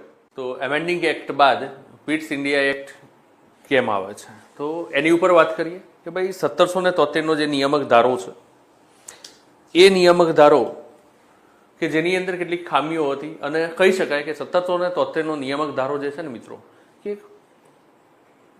ઉતાવળની અંદર ઘડી કાઢવામાં આવેલો ધારો હતો કે જેની અંદર પૂરતા પ્રમાણની અંદર તકેદારી નહોતી રાખવામાં આવી. રાઈટ. એટલે એ ધારાની ઘણી બધી ખામીઓ હતી, ત્રુટીઓ હતી, જેને દૂર કરી સુધારક ધારાના માધ્યમથી 1781ની અંદર સેટલમેન્ટ એક્ટ 1781 હવે થાય છે એવું કે કંપનીના જે કાર્યો જે છે એ વાણિજ્યિક પણ હોય છે બરાબર અને રાજકીય પણ હોય છે. એટલે કે કમર્શિયલ એન્ડ પોલિટિકલ ફંક્શન્સ જે છે એને પૃથક નથી કરાયેલા હજી સુધી, એને અલગ નથી કરાયેલા હજી સુધી. એટલે થશે શું તો આ જે કાર્યો જે છે ને એ એકબીજામાં સંમિલિત થઈ જશે અને એને કરવા માટેના કોઈક અલગ વ્યવસ્થાપક મંડળની પણ વ્યવસ્થા કરવામાં નથી આવેલી. એટલે શાસન વ્યવસ્થા અને વાણિજ્યિક વ્યવસ્થા બંને જ્યારે એકબીજામાં સંમલિત થશે ત્યારે અરાજકતાની સ્થિતિ ઊભી થશે. બીજી બાજુ કે 1784ના સમય સુધી આપણે જોઈએ તો ઇતિહાસની ઘટનાઓમાં આપણે જોયું હશે બરાબર કે એંગ્લો મૈસૂર વોર જે છે બરાબર એંગ્લો મરાઠા વોર જે છે તો એની અંદર પણ કંપની જે છે એણે ઘણો ખરો મહેસૂલનો આવકનો હિસ્સો જે છે એ વાપરી નાખેલો હોય છે. તો અહીંયા આગળ ફરી કંપની જે છે એની આર્થિક સ્થિતિ પાયમાલ થઈ જાય છે. તો અહીંયા આગળ બ્રિટિશ પાર્લામેન્ટની અંદર તત્કાલીન પ્રધાનમંત્રી બરાબર પીટર ધ યંગર એમણે એક પ્રસ્તાવ મૂક્યો કે કંપનીના જે કાર્યો છે એને સૌથી પહેલા તો વ્યાખ્યાયિત કરી દેવામાં આવે અને એ વ્યાખ્યાયિત કરી અને પૃથક કરતા એના માટેના અલગ મંડળોની પણ રચના કરી દેવામાં આવે. તો એ દિશામાં પગલું ભરતા તત્કાલીન પ્રધાનમંત્રી પીટર ધ યંગરે ઇન્ડિયાની શાસન વ્યવસ્થા કે જે બ્રિટિશ ઈસ્ટ ઇન્ડિયા કંપનીના હાથમાં હતી એના સંદર્ભે જે ધારો ઘડ્યો એને નામ આપ્યું પિટ્સ ઇન્ડિયા એક્ટ 1784. પીટનો ધારો 1784. મેઇન કી પોઈન્ટ્સ આના જો આપણે જોઈએ, મુખ્ય બિંદુ આના આપણે જોઈએ તો સૌથી પહેલા શું થયું કે કંપનીના જે કાર્યો છે એને સુવ્યાખ્યાયિત કરી દેવામાં આવ્યા. વાણિજ્યિક કાર્યો અને રાજકીય કાર્યો. તો વાણિજ્યિક કાર્યો અને રાજકીય કાર્યો જે છે એને પૃથક કરવામાં આવે અને એના માટે અલગ અલગ મંડળ જે છે એને જવાબદારી સોંપી દેવામાં આવી. જેમ કે વાણિજ્યિક કાર્યો જે છે એ કાઉન્સિલ ઓફ ડિરેક્ટર્સ COD બરાબર કે જે પહેલાથી અસ્તિત્વમાં છે બરાબર. નિયામક મંડળ જે છે એને આ કાર્ય સોંપવામાં આવ્યું. નિયામક મંડળ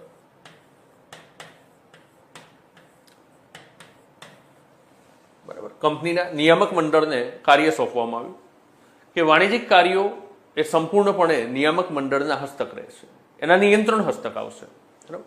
જ્યારે રાજકીય કાર્યો જે છે એ કાર્યો બોર્ડ ઓફ કંટ્રોલ BOC જેને આપણે કહીશું નિયંત્રક મંડળ. આ જે નિયંત્રક મંડળ જે છે એ કહી શકાય કે બ્રિટિશ ક્રાઉન જે છે, બ્રિટિશ તાજ જે છે એ ભારતના તમામ જે પણ રાજકીય કાર્યો છે એ તમામ રાજકીય કાર્યો એ સીધા કોના નિયંત્રણ હેઠળ હશે? તો સીધા નિયંત્રક મંડળના નિયંત્રણ હેઠળ હશે કે આમને રાજકીય કાર્યોને કોણ કંટ્રોલ કરશે, કોણ રેગ્યુલેટ કરશે, બરાબર? તો એ નિયંત્રક મંડળ કરશે. અને નિયંત્રક મંડળની અંદર 6 સભ્યો, ધ્યાનમાં રાખજો, 6 સભ્યો વાળું નિયંત્રક મંડળ જે છે તૈયાર કરવામાં આવ્યું. અને એ સંપૂર્ણપણે કોને ઉત્તરદાયી હતું? તો એ બ્રિટિશ ક્રાઉનને, બ્રિટિશ તાજને ઉત્તરદાયી હતું, બ્રિટિશ તાજ. અને આ 6 સભ્યોની અંદર એમની નિમણૂક કોના દ્વારા કરવામાં આવતી હતી? તો બ્રિટિશ તાજ દ્વારા એની નિમણૂક કરવામાં આવતી હતી, જેની અંદર એક્સ ચાન્સેલર, બરાબર, એટલે કે બ્રિટિશ નાણાં સચિવ, ત્યારબાદ બ્રિટિશ વિદેશ સચિવ એટલે કે બ્રિટનના વિદેશ સચિવ, બ્રિટનના નાણાં સચિવ, અને 4 સભ્યો જે છે એની ચૂંટણી. તો બ્રિટિશ પ્રિન્સ જે છે, ક્રાઉન જે છે, એનું પ્રિવી કાઉન્સિલ જે હતું એ પ્રિવી કાઉન્સિલના 4 સભ્યોને મૂકવામાં આવતા હતા, રાઈટ?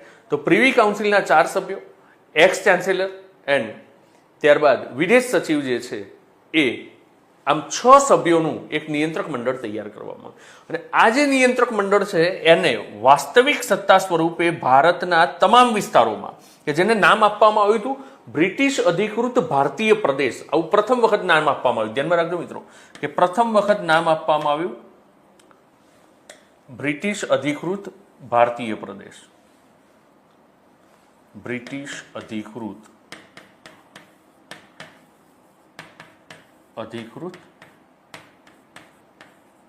પ્રદેશ.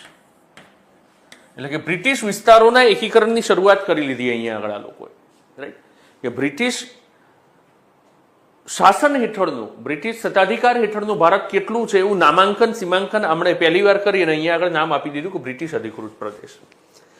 તમામ રાજકીય કાર્યો કે જે આ બ્રિટિશ અધિકૃત પ્રદેશના હશે એના માટે નિયંત્રક મંડળ મૂકી દેવામાં આવ્યું. નિયામક મંડળ તો હતું જ આપણી પાસે પહેલાથી 24 સભ્યો વાળું, બરાબર, કે જે કંપનીના સંચાલક મંડળના સભ્યોથી બનેલું હતું, રાઈટ? તો આ જે નિયંત્રક મંડળ છે 6 સભ્યોનું, એ સંપૂર્ણપણે જવાબદાર હતું બ્રિટિશ તાજ. અને એની અંદર નિમણૂક પણ કોણ કરતું હતું? બ્રિટિશ તાજ એટલે કે બ્રિટનના જે રાજા છે, રાણી જે છે, એમના દ્વારા નિયુક્તિ કરવામાં આવતી હતી. હવે આ જે આખું નિયંત્રક મંડળ જે છે એને તમામ મહેસૂલી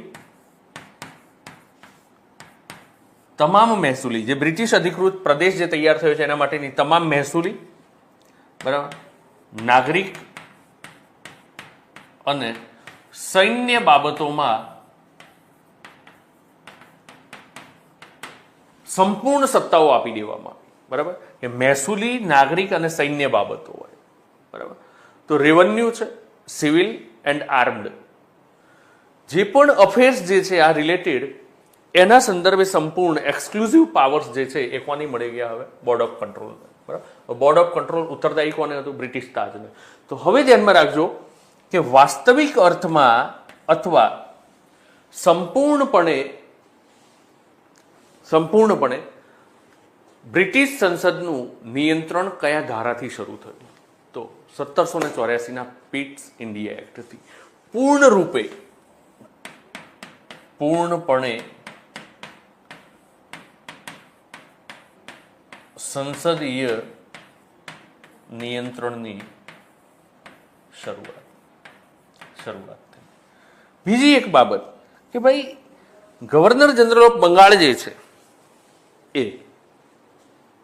જો કોઈ દેશી રજવાડા સાથે યુદ્ધ કરે, હવે પછી આપણે જોયું કે ભાઈ આના પહેલા જે યુદ્ધ થયા છે અને જેમાં કંપની જે છે એને ભારે આર્થિક નુકસાન થયું અને કંપની નાદારીની પરિસ્થિતિમાં આવી, તો આ બધી બાબતો તો જોગવાઈઓ તો કરવામાં આવી, પણ એના સિવાય કે ભાઈ યુદ્ધના રિલેટેડ અથવા તો સંધિના રિલેટેડ કોઈ જોગવાઈઓ કરવામાં આવી કે નહીં?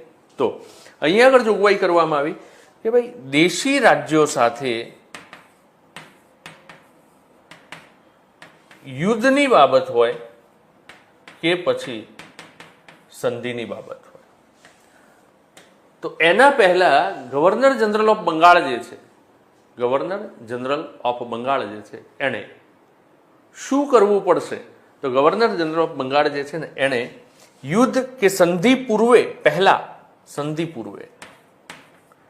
સંચાલક મંડળ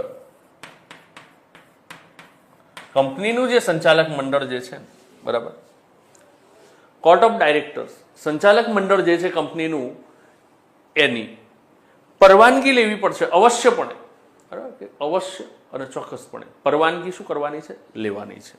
ઓકે. ના, બીજી એક ખામી રહી ગઈ હતી અગાઉ એ કે ભાઈ 1781માં એમેન્ડ કરવામાં આવ્યું 1773નું એક લિખિત બંધારણ નાનું હતું એને, અને એમાં જોગવાઈ કરવામાં આવી કે ભાઈ મેઇનલી એક્ઝિક્યુટિવ એન્ડ જ્યુડિશિયરી જે છે તો એને પૃથક કરવામાં આવ્યું, એનું સીમાંકન કર્યું ત્યાં આગળ. અને એમાં એવું કીધું કે ભાઈ કંપનીના જે કર્મચારીઓ જે છે એ કંપનીના અધિકારિક રીતે જ્યારે કાર્યો કરે છે, કંપનીના અધિકારિક કાર્યો કરે છે, ત્યારે એમને સુપ્રીમ કોર્ટના કાર્યક્ષેત્રના દાયરામાંથી મુક્ત કરવામાં આવે છે. તો હવે એમના માટે શું કોઈ વ્યવસ્થા કરવામાં આવી? તો પિટ્સ ઇન્ડિયા એક્ટની અંદર જોગવાઈ કરવામાં આવી કે ભાઈ કંપનીના જે કર્મચારીઓ છે એમના જ્યારે કોઈ પ્રશ્નો આવે છે તો સુપ્રીમ કોર્ટના ક્ષેત્રાધિકારમાં તો એમને નહીં લઈ જઈ શકાય.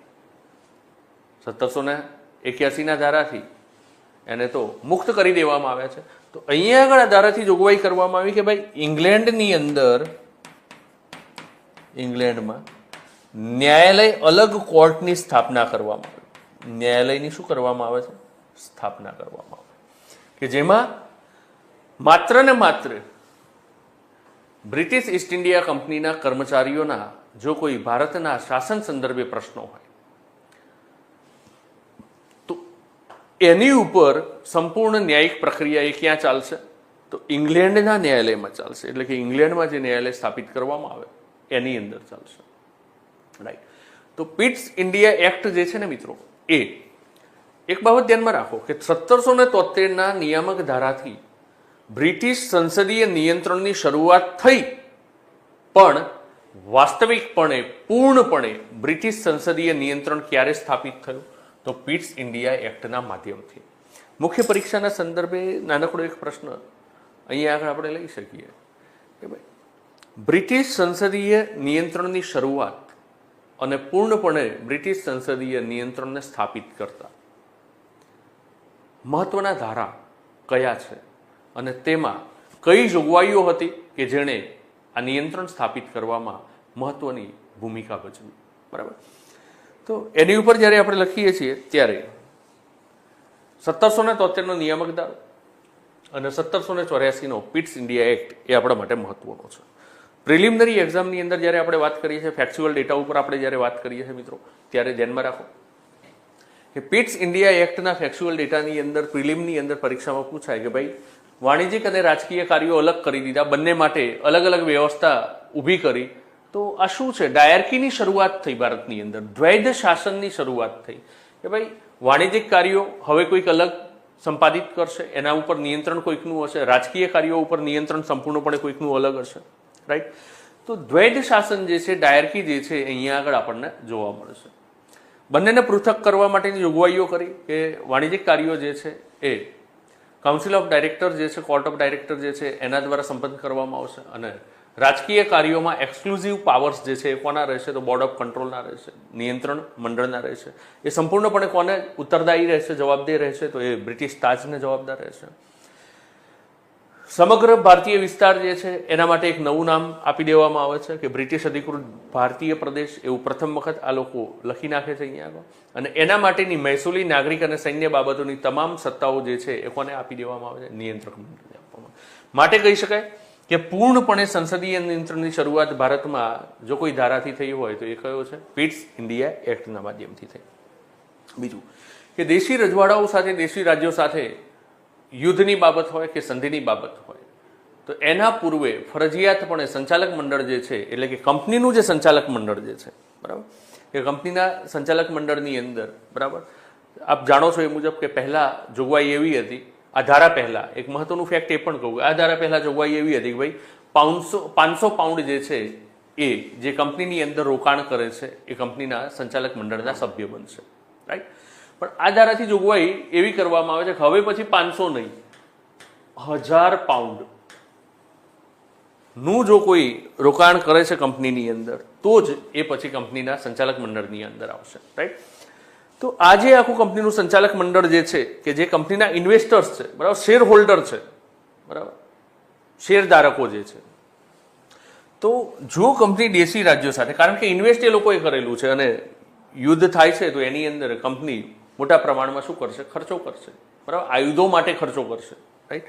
તો દેશી રાજ્યો સાથે યુદ્ધ કે સંધિ કરતા પૂર્વે, બરાબર, સંચાલક મંડળની અનિવાર્ય રીતે શું કરવી પડશે? પરવાનગી લેવી પડશે, બરાબર. અને છેલ્લે કંપનીના કર્મચારીઓ ઉપર ન્યાયિક કાર્યવાહી પરિપૂર્ણ કરવા હેતુ ઇંગ્લેન્ડની અંદર એક ન્યાયાલય જે છે એની અલાયદી વ્યવસ્થા કરવામાં આવે છે, રાઈટ? હવે આ ધારા બાદ આપણે જ્યારે વાત કરીએ છીએ આગળ કે ભાઈ પિટ્સ ઇન્ડિયા એક્ટ 1784, ત્યારબાદ 1786નો એમેન્ડમેન્ટ એક્ટ કેમ લાવવામાં આવે છે? 1786નો એક સુધારક ધારો જે છે, સુધારક ધારો 1786નો, તો આ સુધારક ધારો કેમ લાવવામાં આવે? તો ધ્યાનમાં રાખજો કે 1786ની અંદર ગવર્નર જનરલ ઓફ બંગાળના પદે લોર્ડ કોર્નવોલિસની નિમણૂક કરવામાં આવે છે. પણ એ નિમણૂક કરતા પહેલા એની નિમણૂક ત્યાં આગળ કરવામાં આવે છે કંપનીના ગવર્નર જનરલ ઓફ બંગાળ તરીકે, બરાબર. હવે એની નિમણૂક પહેલા એણે 2 શરતો મૂકેલી હતી મુખ્ય, અને એ 2 શરતોને સ્વીકારવા માટે ધારો જે ઘડવામાં આવ્યો એ ધારો કયો હતો? 1786નો ધારો. તો એક્ટ ઓફ 1786 પણ આને આપણે કહી શકીએ, બરાબર, કે એક્ટ ઓફ 1786, 1786નો ધારો, સુધારક ધારો કહી શકીએ, એમેન્ડમેન્ટ એક્ટ કહી શકીએ આને. હવે આની અંદર મેઇન કી પોઈન્ટ કયા છે? તો 2 જે માંગણીઓ હતી, 2 માંગણીઓ કોની? તો કોર્નવોલિસની. કોર્નવોલિસ આ 2 માંગણીઓને સ્વીકારવામાં આવે છે શેના માધ્યમથી? આ કાયદાના માધ્યમથી, બરાબર. એટલે એને સુધારો કરવા માટે આ બ્રિટિશ પાર્લામેન્ટ જે છે એ શું કરે છે? તો આ એક 1786નો ધારો ઘડીને મોકલી આપે છે. નંબર 1, સૌથી પહેલા કે ભાઈ ગવર્નર જનરલ ઓફ બંગાળ અને એની પરિષદ જે કાંઈ પણ નિર્ણય કરશે ને એ બહુમતીથી કરશે, બરાબર. એટલે ગવર્નર જનરલ ઓફ બંગાળ જે પણ કાંઈ નિર્ણય કરશે. બીજી એક બાબત કે પિટ્સ ઇન્ડિયા એક્ટના માધ્યમથી શું કરવામાં આવ્યું હતું?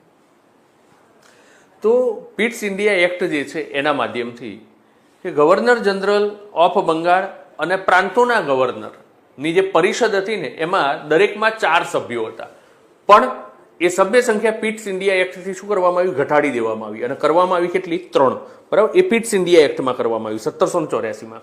તો આ પરિષદના સભ્યોની સંખ્યા ઘટાડવામાં આવે છે અને ઘટાડીને કરવામાં આવે છે 3 પિટ્સ ઇન્ડિયા એક્ટની અંદર 1784માં. હવે આ જે સભ્યો છે, બરાબર, એ અને ગવર્નર જનરલ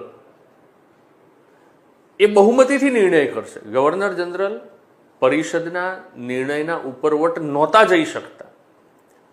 પરિષદનો કોઈ નિર્ણય હોય તો એને એ માનવા બંધાયેલા હતા બહુમતીથી હોય તો, બરાબર, એને ના ન પાડી શકે. તો કોર્નવોલિસે ગવર્નર જનરલ ઓફ બંગાળ બનતા પહેલા શરત મૂકી હતી કે ભાઈ મને એક સત્તા આપવામાં આવે. પહેલી શરત કે મને એ સત્તા આપવામાં આવે કે હું પરિષદનો નિર્ણય ગમે તે હોય પણ મારો પોતાનો નિર્ણય જે છે ને એનું અમલીકરણ કરાવી શકું. પરિષદના નિર્ણયના ઉપરવટ પણ હું જઈ શકું અને પરિષદના નિર્ણયને રદ પણ હું કરી શકું. તો આ બાબતને સ્વીકારી ક્યાં આગળ? Amendment act 1786, the act of 1786. તો નંબર 1, પરિષદના નિર્ણય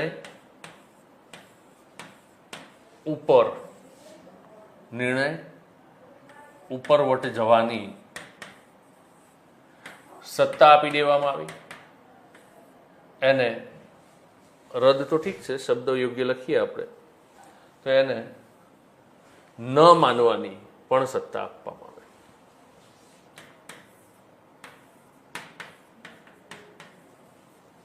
પણ સત્તા આપી દેવામાં આવે કે ભાઈ પરિષદનો જે નિર્ણય છે એ પહેલા આખરી નિર્ણય ગણાતો. તો કે ભાઈ પરિષદની અંદર કોણ છે? તો ગવર્નર જનરલ ઓફ બંગાળ પણ હતો જ.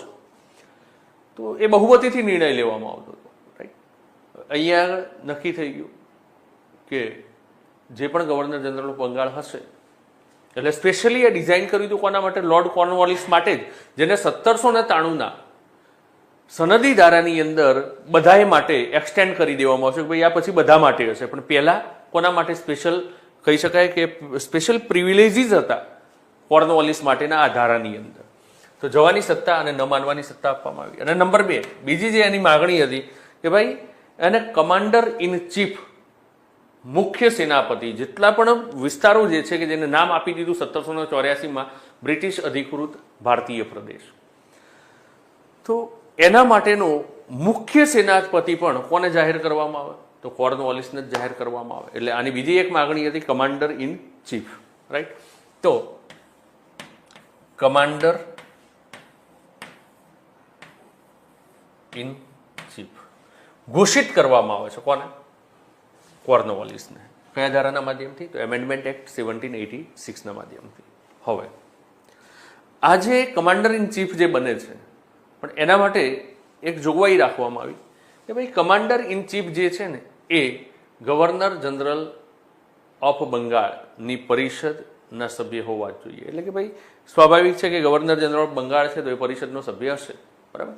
તો ગવર્નર જનરલ ઓફ બંગાળની પરિષદમાં એ હોવા જ જોઈએ. એટલે કે કમાન્ડરની ઇન ચીફ બીજાને ન બનાવી શકાય, રાઈટ?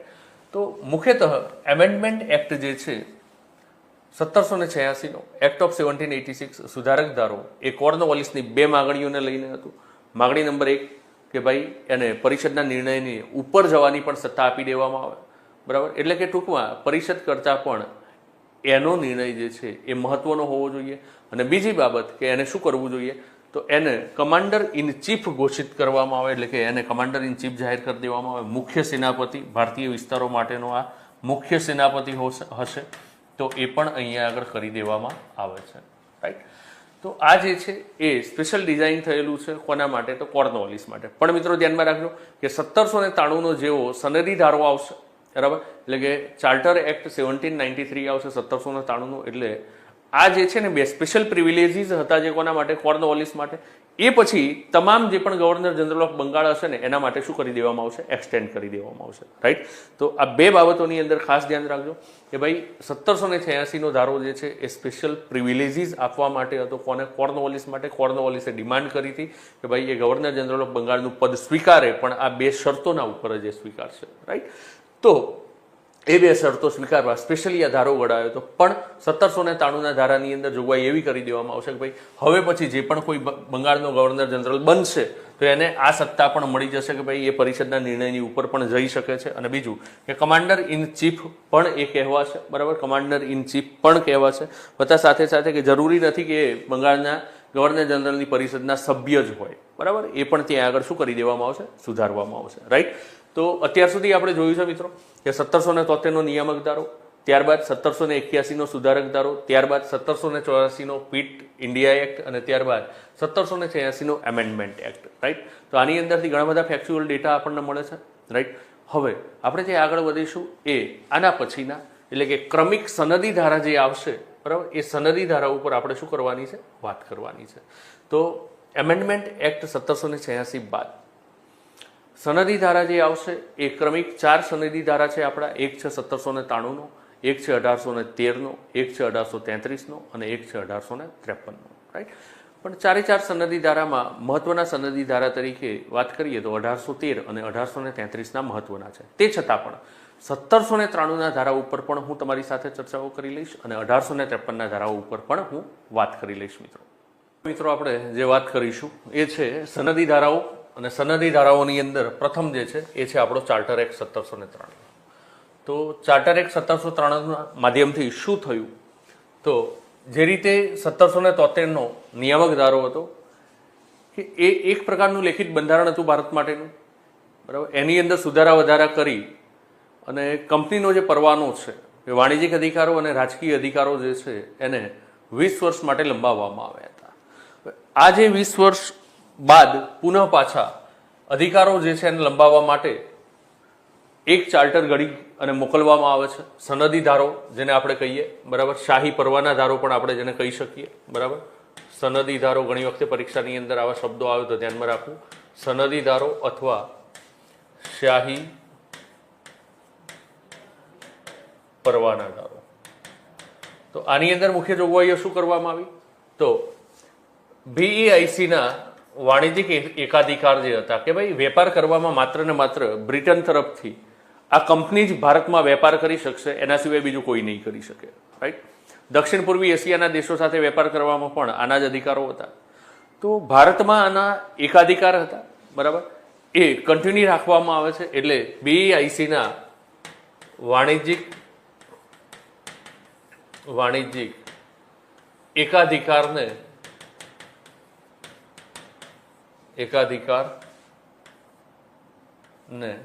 આવનારા બીજા 20 વર્ષ માટે શું કરવામાં આવે છે?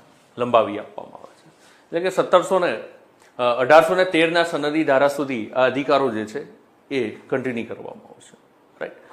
ત્યારબાદ 1786ના ધારાની જે જોગવાઈઓ હતી, 1786 કે જે ભાઈ આપણે સ્પેશિયલી પ્રિવિલેજની વાત કરી કે કોર્નવોલિસ, તો એ જે છે એ એક્સટેન્ડ કરી દેવામાં આવે છે. એટલે કે 1786ની જે જોગવાઈઓ હતી, નંબર 1,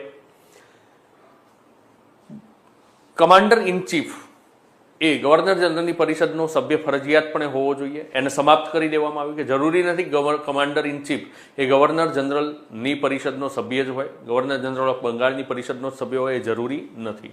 બરાબર. નંબર 2 કે ભાઈ પરિષદના ઉપરવટ જવાની જે સત્તાઓ હતી તો એ ભવિષ્યમાં આવનારા તમામ ગવર્નર જનરલ ઓફ બંગાળને પણ આપી દેવામાં આવે છે. Is it clear? ઓકે. ત્યારબાદ બોર્ડ ઓફ કંટ્રોલ અને તેના જેટલા પણ કર્મચારીઓ છે, બરાબર, નિયંત્રક મંડળ અને જેટલા પણ તેના કર્મચારીઓ છે એ તમામનો પગાર ભારતીય મહેસૂલી આવકમાંથી, એના પગાર અને ભથ્થા ક્યાંથી ચૂકવવાના? ભારતીય મહેસૂલી આવકમાંથી. ધ્યાનમાં રાખજો કે બોર્ડ ઓફ કંટ્રોલ જે છે, બોર્ડ ઓફ કંટ્રોલ ના સભ્યો અને કંપનીના જે કર્મચારીઓ છે એનો પગાર અને ભથ્થા ભારતીય મહેસૂલી આવકમાંથી જ એનું ચૂકવણું કરવામાં આવશે. એટલે કે હવે બ્રિટિશ પાર્લામેન્ટ જે છે એને જે કંપની તરફથી મળતું હતું, બરાબર, એમાંથી જે એક્સપેન્સ જે છે એ બેર કરવામાં આવતા હતા. તો હવે અહીંયા આગળ જોગવાઈ કરી દેવામાં આવી કે ભાઈ ભારતીય મહેસૂલી આવક જે છે એમાંથી જ તમારે શું કરી દેવાનું છે? આમના પગાર અને ભથ્થા આપી દેવાના. બીજું કે આના પહેલા એવું હતું કે ભાઈ જે પણ કોઈ વિશેષ અધિકાર પ્રાપ્ત અધિકારી હોય, બરાબર, ગવર્નર હોય પ્રાંતના અથવા તો ગવર્નર જનરલ ઓફ બંગાળ હોય, એની પરિષદ હોય, તો એમને ઉપરવટ જવાની સત્તા હતી, બરાબર. અહીંયા આગળ પણ કન્ટિન્યુ કરવામાં આવે છે. પણ એક જોગવાઈ એક સરસ મજાની એ કરવામાં આવે છે કે ભાઈ વ્યક્તિગત નીતિ નિયમોની જગ્યાએ હવે લેખિત નીતિ નિયમોના માધ્યમથી જ શું કરવામાં આવશે? શાસન વ્યવસ્થાને સંચાલિત કરવામાં આવશે. એટલે ધ્યાનમાં રાખો કે વ્યક્તિગત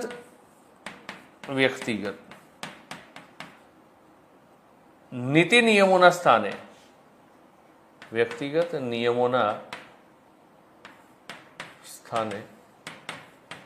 લેખિત એટલે કે એક શિષ્ટાચાર કે જે બંધારણની અંદર જોવા મળે, શિષ્ટરૂપ બંધારણનું આપણે કહીએ કે જે લખેલું હોય છે અને એના આધારે શું કરવામાં આવે છે?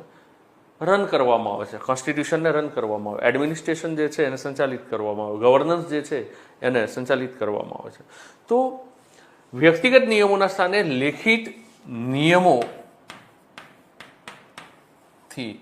રાજ્ય વ્યવસ્થા ચલાવવામાં આવશે. અને શું કહીએ આપણે કે રૂલ ઓફ લો, કાયદાનું શાસન. કે ભાઈ કાયદો જે છે એના દ્વારા જ હવે શાસન વ્યવસ્થાને સંચાલિત કરવામાં આવશે. કોઈ વ્યક્તિગત રૂલ્સ નહીં હોય, બરાબર. ત્યારબાદ કે આ જે લેખિત નિયમો હશે, લેખિત નિયમો એ યોગ્ય છે કે અયોગ્ય? તો અત્યારે આપણે જોઈએ મિત્રો કે સંસદ પાર્લામેન્ટ જે છે એ કોઈ પણ લો ઘડે, બરાબર, શું એ ફંડામેન્ટલ રાઇટ્સનું વાયોલેશન તો નથી કરતો ને? અધિકારોને તો ઓછા નથી કરતો ને, એને છીનવતો તો નથી ને? એ જોવાનું કાર્ય કોણ કરે છે? જ્યુડિશિયરી. તો ન્યાયિક સમીક્ષાનું તત્વ ઉમેરાય છે. જો કાયદાનું શાસન પણ અહીંયા આગળ એક આપણને જોવા મળે પ્રયત્ન, અને બીજું કે ન્યાયિક સમીક્ષા જે છે તો એની પણ ક્યાંક ને ક્યાંક શરૂઆત જે છે એ આ ધારાના માધ્યમથી શરૂઆત થાય છે. કઈ રીતે?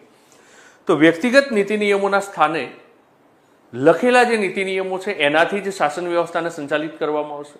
અને બીજી બાબત કે આ જે નીતિ નિયમો જે છે કે જે લખાયેલા છે એ કેટલા હદ સુધી યોગ્ય છે, શું એ કોઈ પણ પ્રકારના ભારતીય સમાજ અને ધાર્મિક પ્રથાઓ કે રીતિ રિવાજો જે છે એને પ્રાધાન્ય આપે છે કે નહીં, એને વિસંગત છે કે નહીં, એ લિખિત નિયમોની સમીક્ષા કરવાનું કાર્ય કોણ કરશે? તો એ સમીક્ષાનું કાર્ય જે છે ને એ ન્યાયતંત્રને આપી દેવામાં આવ્યું. બરાબર, ન્યાયતંત્રને. તો ધ્યાનમાં રાખજો મિત્રો, આ બે બહુ જ મહત્વની બાબતો છે. બરાબર, એકમાં રૂલ ઓફ લો જોવા મળે છે આપણને, એનો સિદ્ધાંત જોવા મળે છે આપણને, અને બીજામાં જ્યુડિશિયલ રિવ્યુનું તત્વ પણ જોવા મળે છે આપણને. રાઈટ? સો મેઇન કી પોઈન્ટ્સ કહી શકાય કે જે ચાર્ટર એક્ટ 1793 છે. નંબર 1, વાણિજ્યિક અધિકારો 20 વર્ષ માટે એક્સટેન્ડ કરી દેવામાં આવે છે. બટ ઓબ્વિયસ છે મિત્રો. બરાબર, એટલે કે સમગ્ર ભારતીય વિસ્તારની અંદર બરાબર મહેસૂલી બાબતો જે છે, રાજકીય બાબતો જે છે એમાં બોર્ડ ઓફ કંટ્રોલ જે છે એને બીજા 20 વર્ષ માટેના અધિકારો, નિયંત્રિત કરવાના અધિકારો આપી દેવામાં આવે છે. વાણિજ્યિક એકાધિકાર પણ 20 વર્ષ માટે ચાલુ કરી દેવામાં, કન્ટિન્યુ રાખવામાં આવે છે. 1786ના ધારાની અંદર જે જોગવાઈઓ હતી એ common for all governor general of Bengal માટે કરી દેવામાં આવે છે. રાઈટ? અપકમિંગ જે પણ છે ફ્યુચરની અંદર જે પણ ગવર્નર જનરલ ઓફ બંગાળ બનીને આવશે, બરાબર, તો એમના માટે પણ એ જોગવાઈઓ કરી દેવામાં આવે છે. બોર્ડ ઓફ કંટ્રોલના સભ્યો અને કર્મચારીઓ જે છે એનો પગાર ભારતીય મહેસૂલી આવકમાંથી ભારતીય મુદ્રા જે છે એની અંદર કરવાની જોગવાઈ કરવામાં આવે છે. વ્યક્તિગત નિયમોના સ્થાને હવેથી લેખિત નિયમોને પ્રાધાન્ય આપવામાં આવે છે. લેખિત નિયમોથી જ શાસન વ્યવસ્થાને સંચાલિત કરવાના નિર્દેશ આપી દેવામાં આવે છે ચાર્ટર 1793ના માધ્યમથી. અને ફાઇનલી કે આ જે લિખિત નિયમો જે છે એની સમીક્ષા કરવાનું કાર્ય ન્યાયતંત્ર કરી શકશે. તો ન્યાયતંત્રને આજે છે ને સત્તા આપવામાં આવે છે. નાવ ચાર્ટર એક્ટ 1813. તો 1813નો ચાર્ટર ખૂબ જ મહત્વનો છે મિત્રો. કેમ મહત્વનો? તો સૌથી પહેલા કે શું 20 વર્ષ એક્સટેન્ડ થાય છે? તો બટ ઓબ્વિયસ કે આપણે કહીએ છીએ 1833નો આવે છે અને 1853નો આવે છે, તો 20 વર્ષ એક્સટેન્ડ થશે. પણ કઈ રીતે થાય છે? તો અહીંયા આગળ બ્રિટિશ પાર્લામેન્ટ જે છે ને એ હવે ધીમે ધીમે કંપનીના અધિકારો ઓછા કરી અને બ્રિટિશ સંસદનું સંપૂર્ણ નિયંત્રણ સ્થાપિત થઈ જાય ને એવા પ્રયત્નો કરશે અહીંયા. એટલે સૌથી પહેલા કે ભાઈ વાણિજ્યિક એકાધિકાર જે છે ને એ સમાપ્ત કરી દેવામાં આવે. કંપનીના BICના વાણિજ્યિક એકાધિકાર જે હતા, વાણિજ્યિક એકાધિકાર સમાપ્ત કરી દેવામાં આવે. 20 વર્ષ માટે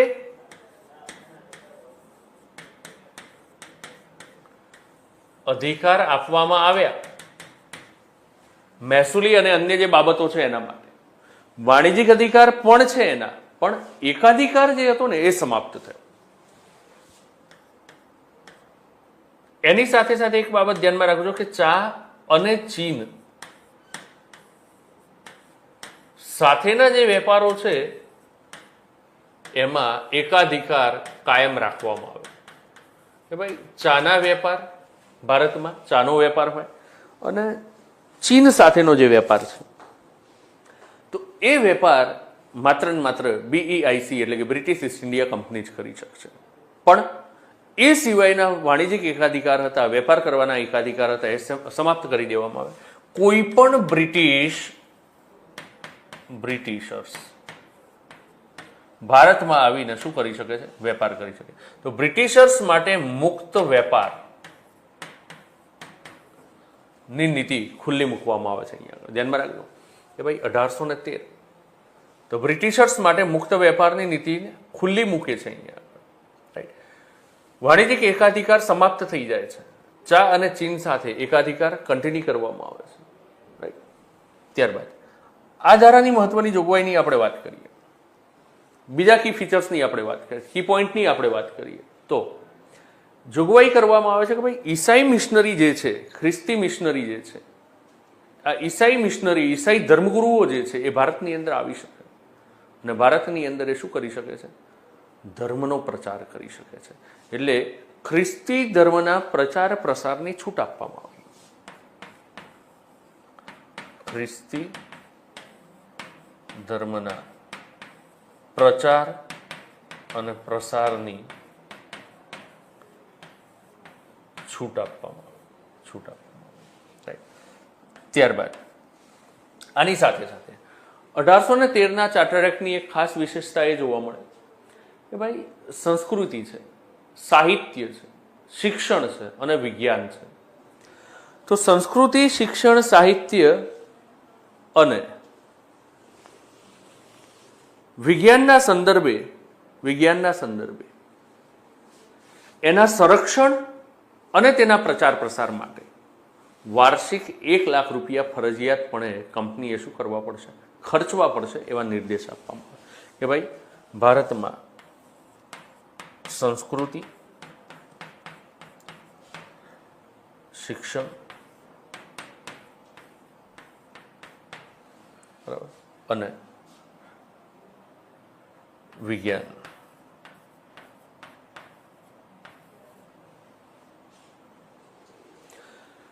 ના સંરક્ષણ માટે સૌથી પહેલા તો, અને ત્યારબાદ કે ભાઈ એનો પ્રચાર પ્રસાર કરવાનો છે.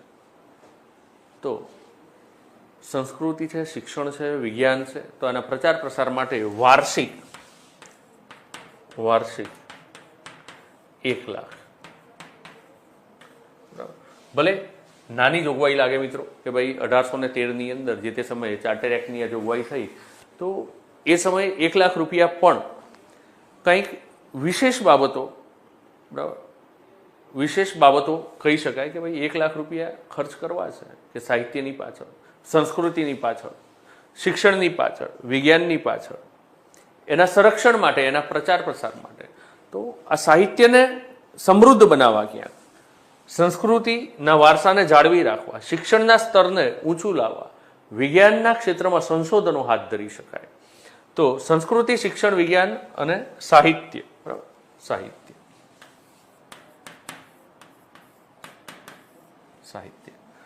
વાર્ષિક 1 લાખ રૂપિયા. અને બીજી એક બાબત ખાસ ધ્યાનમાં રાખજો કે આનું મહત્વનું પાસું એ હતું 1813ના ધારાનું કે સ્થાનિક સંસ્થાઓને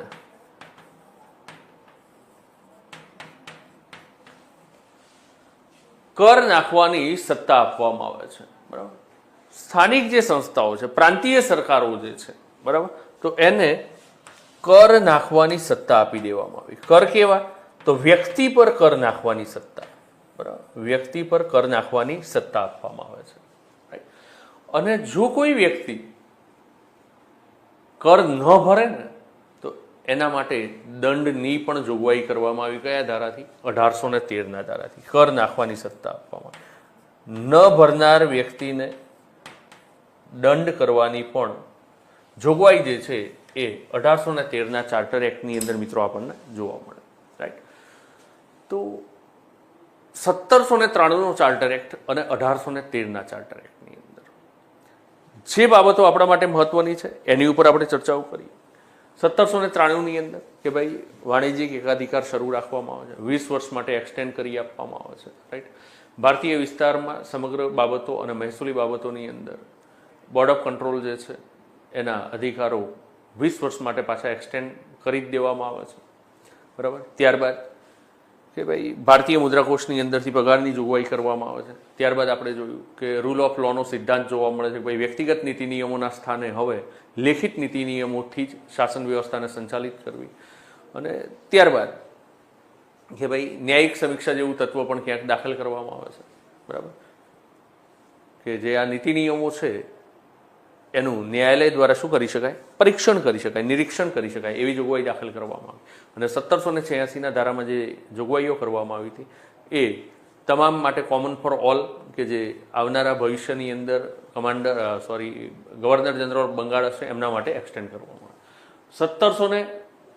93ના ચાર્ટર બાદ 1813નો ચાર્ટર કે જેમાં 20 વર્ષ એક્સટેન્ડ કરવામાં આવે છે કંપનીના અધિકારોને, વાણિજ્યિક હોય રાજકીય હોય, પણ એકાધિકાર જે છે સમાપ્ત કરવામાં આવે છે. તદુપરાંત એક બીજી બાબત મહત્વની એ છે કે ભાઈ ચા અને ચીન સાથેના જે એકાધિકાર છે એમાં તો માત્ર કંપનીના જે એકાધિકારો છે એ જ કન્ટિન્યુ રાખવામાં આવે છે. બ્રિટિશર્સ માટે મુક્ત વેપાર નીતિ બરાબર ખુલ્લી મૂકવામાં આવે છે. ખ્રિસ્તી ધર્મના પ્રચાર પ્રસારની છૂટ આપવામાં આવે છે. સાહિત્ય, શિક્ષણ, સંસ્કૃતિ અને વિજ્ઞાનના ક્ષેત્રમાં તેના સંરક્ષણ અને પ્રચાર પ્રસાર માટે વાર્ષિક 1 લાખ રૂપિયા ફરજિયાત ખર્ચ કરવાના નિર્દેશ આપવામાં આવે છે. અને સ્થાનિક સંસ્થાઓ જે છે એટલે કે સ્થાનિક સરકાર જે છે, લોકલ ગવર્મેન્ટ જે છે, તો આ સ્થાનિક સરકારને કર નાખવાની સત્તા આપવામાં આવે છે. કેવા કર? તો વ્યક્તિ પર કર નાખવાની સત્તા આપવામાં આવે છે. અને જો કોઈ વ્યક્તિ કર ભરવાની ના પાડે અથવા તો કર ન ભરે તો તેના માટે દંડની પણ જોગવાઈ કરવામાં આવે છે. હવે આ પછી આપણે બે મહત્વના ચાર્ટરનો અભ્યાસ કરવાનો થાય. એક 1833નો ચાર્ટર છે અને ત્યારબાદ 1853નો ચાર્ટર છે, જેમાં મહત્વનો ચાર્ટર આપણો જે છે એ 1833નો મહત્વનો ચાર્ટર છે. 1853ના ચાર્ટરની અંદર પણ કેટલીક જોગવાઈઓ આપણા માટે મહત્વની છે. તો હવે આપણે જે જોવાના છીએ એ 1833 અને 1853ના ચાર્ટર. 1833નો ચાર્ટર એક્ટ જે છે એ કંપનીના શાસનની અંદર બંધારણીય વિકાસમાં મહત્વની ભૂમિકામાં છે. તો જોઈશું આપણે કે આ જે ધારો છે એનાથી શું થાય છે. તો 1813ના ધારાની અંદર આપણે જોયું કે ભાઈ કંપનીના એકાધિકાર, વાણિજ્યિક એકાધિકાર સમાપ્ત કરી દેવામાં આવે. ચા અને ચીનમાં એકાધિકાર, ચા અને ચીનના વેપારમાં એકાધિકાર કાયમ રાખવામાં આવે. પણ આ ધારાએ કંપનીના વાણિજ્યિક સ્વરૂપને જ ખતમ કરી નાખ્યું. એટલે કે કંપનીના વાણિજ્યિક અધિકારો જે છે ને એ સમાપ્ત થઈ ગયા. અર્થાત કંપનીનું હવે માત્ર કાર્ય શું રહ્યું? કાર્ય માત્ર રાજકીય કાર્ય, કે ભાઈ એ શાસન વ્યવસ્થાની અંદર જ રહેશે. વાણિજ્યિક કાર્યો કંપનીએ કરવાના નથી.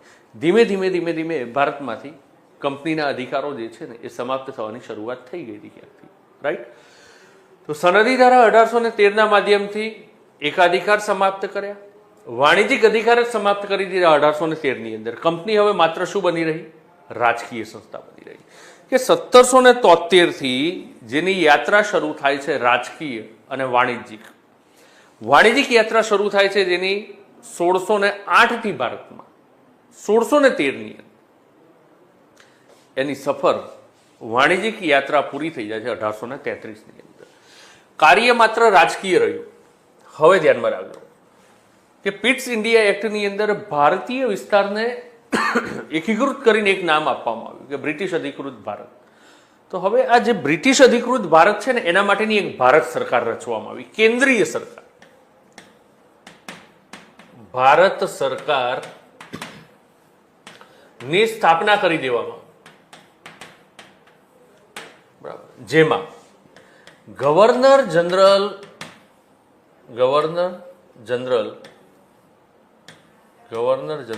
ઓફ બંગાળ જે હતો ને એને હવે કહી દેવામાં આવે છે ગવર્નર જનરલ ઓફ ઇન્ડિયા.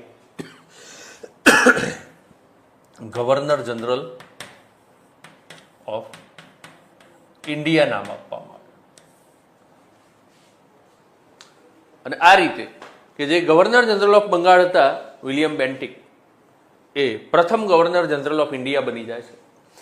આ જે ગવર્નર જનરલ ઓફ ઇન્ડિયા જે છે એ ભારત સરકાર કઈ રીતે બની?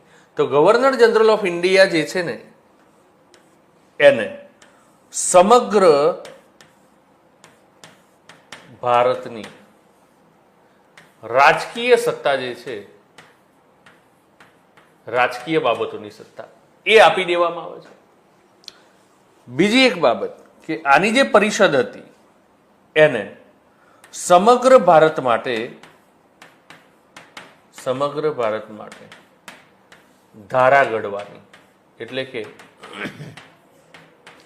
કાયદા ઘડવાની શું કરવામાં આવે છે? કાયદા ઘડવાની સત્તા આપવામાં આવે છે. કાયદા ઘડવાની સત્તા આપવામાં આવે છે. કાયદા ઘડવાની સત્તા અર્થાત અહીંયા આગળ તમે જુઓ તો એક કેન્દ્ર સરકાર સમગ્ર ભારતની રાજકીય સત્તા કે ગવર્નર જનરલ ઓફ ઇન્ડિયા હવે સમગ્ર ભારત માટે, એટલે એક કેન્દ્ર સરકાર અને બીજું કે સમગ્ર ભારત માટે ધારા ઘડનારી એક જ સંસ્થા આવે. મુંબઈ મદ્રાસની સત્તા સમાપ્ત. બરાબર કે ભાઈ મુંબઈ અને મદ્રાસને જે સત્તા હતી કાયદા ઘડવાની એ સમાપ્ત કરી દેવું. તાજના શાસનમાં જતા પાછી આગળ સત્તાઓ આપી દેવામાં આવશે, પરિષદ અધિનિયમની વાત કરીશું ત્યારે.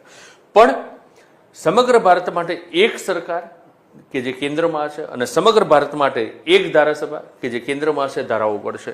તો કેન્દ્ર સરકાર વહીવટમાં સાચા અર્થમાં કેન્દ્રીયકરણ 1833ના ચાર્ટર એક્ટથી થયું. ધ્યાનમાં રાખજો કે વહીવટમાં ભારતની શાસન વ્યવસ્થામાં સાચા અર્થમાં કેન્દ્રીયકરણ પાયો નંખાઈ ગયો હતો 1773માં, પણ સાચા અર્થમાં કેન્દ્રીયકરણ સાકાર થયું ક્યારે? 1833ના ચાર્ટર એક્ટથી. અને બીજું કે કેન્દ્રીય ધારાસભા ના મૂળ નખાયા ભારતમાં, કેન્દ્રીય ધારાસભાના મૂળ નખાયા ભારતમાં કે ભાઈ એક જ ધારાસભા છે કે જે શું કરશે? સમગ્ર ભારત માટે ધારાઓ ઘડશે.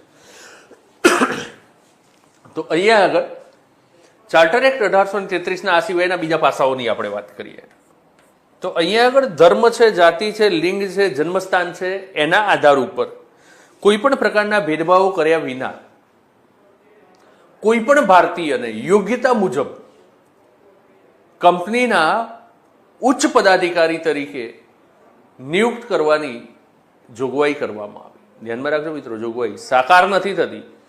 આવી જોગવાઈ આ ધારાની અંદર એક સારી જોગવાઈ કરાઈ, પણ બોર્ડ ઓફ કંટ્રોલ જે છે એના વિરોધના કારણે આ જોગવાઈ મૂર્તિમંત થઈ શકી નહીં, એટલે કે એ જોગવાઈ જે છે એ સાકાર થઈ શકી નહીં.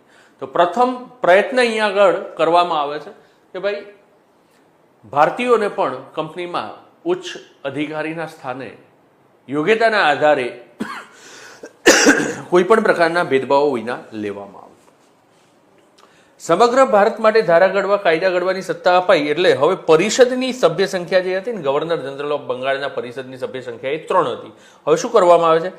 એક સભ્ય ઉમેરવામાં આવે છે. એટલે કે પુનઃ પાછું જે છે ને એ પરિષદની સભ્ય સંખ્યા કેટલી થઈ? 4 કરવામાં. પણ આ એક સભ્ય જે ઉમેરવામાં આવે ને એને સ્પેશિયલી કાયદા સભ્ય જ એવું નામ આપવામાં કે ગવર્નર જનરલની પરિષદમાં 1833ના ધારાથી એક કાયદા સભ્યને સ્થાન આપવામાં. રાઈટ? કેમ? સ્વાભાવિક છે કે ભાઈ સમગ્ર ભારત માટે કાયદા ઘડવાની સત્તા આપવામાં આવી તો કાયદાનો એક નિષ્ણાત વ્યક્તિ જે છે એ પરિષદની અંદર હોવા જોઈએ. તો એક સભ્ય વધારવામાં આવે છે અને સ્પેશિયલી એને કાયદા સભ્ય કહેવામાં આવે છે. રાઈટ? બીજું, અંગ્રેજી શિક્ષણની ભારતમાં શરૂઆત કરવામાં આવી. અંગ્રેજી શિક્ષણનો પાયો નંખાય છે ભારતની અંદર. અંગ્રેજી શિક્ષણનો મૂળ નંખાય છે ભારતની અંદર કે અંગ્રેજી શિક્ષણની શરૂઆત કરવામાં આવે છે. બીજી એક બાબત એ હતી કે ભાઈ ધારા ઘડવાની, કાયદા ઘડવાની સત્તા એક કેન્દ્રીય ધારાસભાને મળી તો સાથે સાથે કે ભારતમાં કાયદાકીય બાબતોની સમીક્ષા કરવા માટે એક કાયદા પંચની પણ જોગવાઈ કરવામાં આવી. કાયદા પંચની પણ શું કરવામાં આવે છે? જોગવાઈ કરવામાં આવે છે. અને એ આધારે 1834માં ભારતનું પ્રથમ કાયદા પંચ લોર્ડ મેકોલેના અધ્યક્ષતા હેઠળ રચાય છે. જે પ્રવર્તમાન કાયદાઓનો અભ્યાસ કર્યા બાદ ભારતમાં એક ફોજદારી ધારાની અનિવાર્યતા ઉપર ભાર મૂકે છે અને એનો મુસદ્દો તૈયાર કરી કાઢે છે 1837માં. એની ઉપર પુનઃ વિચારણા કરવા માટે ઇંગ્લેન્ડની અંદર પાછું એક બીજું કાયદા પંચ જે છે એની રચના કરવામાં આવે છે. રાઈટ? સર જ્હોન રોમિલીની અધ્યક્ષતામાં. બરાબર? એ બધી વાતો કાયદાના લેક્ચરની અંદર આપણે કરીએ તો વધુ યોગ્ય છે, પણ ટૂંકમાં કાયદા પંચ જે છે એની પ્રથમ કાયદા પંચની રચના કરવામાં આવી, જેના અધ્યક્ષ હતા લોર્ડ મેકોલે. બરાબર? ત્યારબાદ સિવિલ સેવાની અંદર એટલે કે સિવિલ સેવકોની ભરતી માટે ખુલ્લી સ્પર્ધાત્મક પરીક્ષાઓનું આયોજન કરવાની જોગવાઈ કરવામાં આવી. પ્રયત્ન થયો છે મિત્રો, ધ્યાનમાં રાખજો કે પ્રયત્ન થયો સ્પર્ધાત્મક પરીક્ષા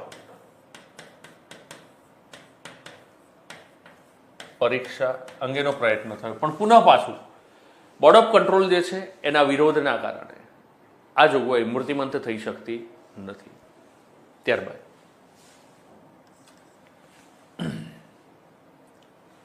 આની સાથે સાથે દૂષણ જે ભારતીય સમાજ વ્યવસ્થાની અંદર જોવા મળતું હતું એ હતું ગુલામી, દાસ પ્રથા, વેઠ પ્રથા. તો ગુલામી અને વેઠ પ્રથા જે છે ને એને શું કરવામાં આવે છે? સમાપ્ત કરવામાં આવે છે. એને સૌથી પહેલા તો આ કાયદાના માધ્યમથી ગુલામી અને વેઠ પ્રથાને ગેરકાયદેસર જાહેર કરવામાં આવે છે.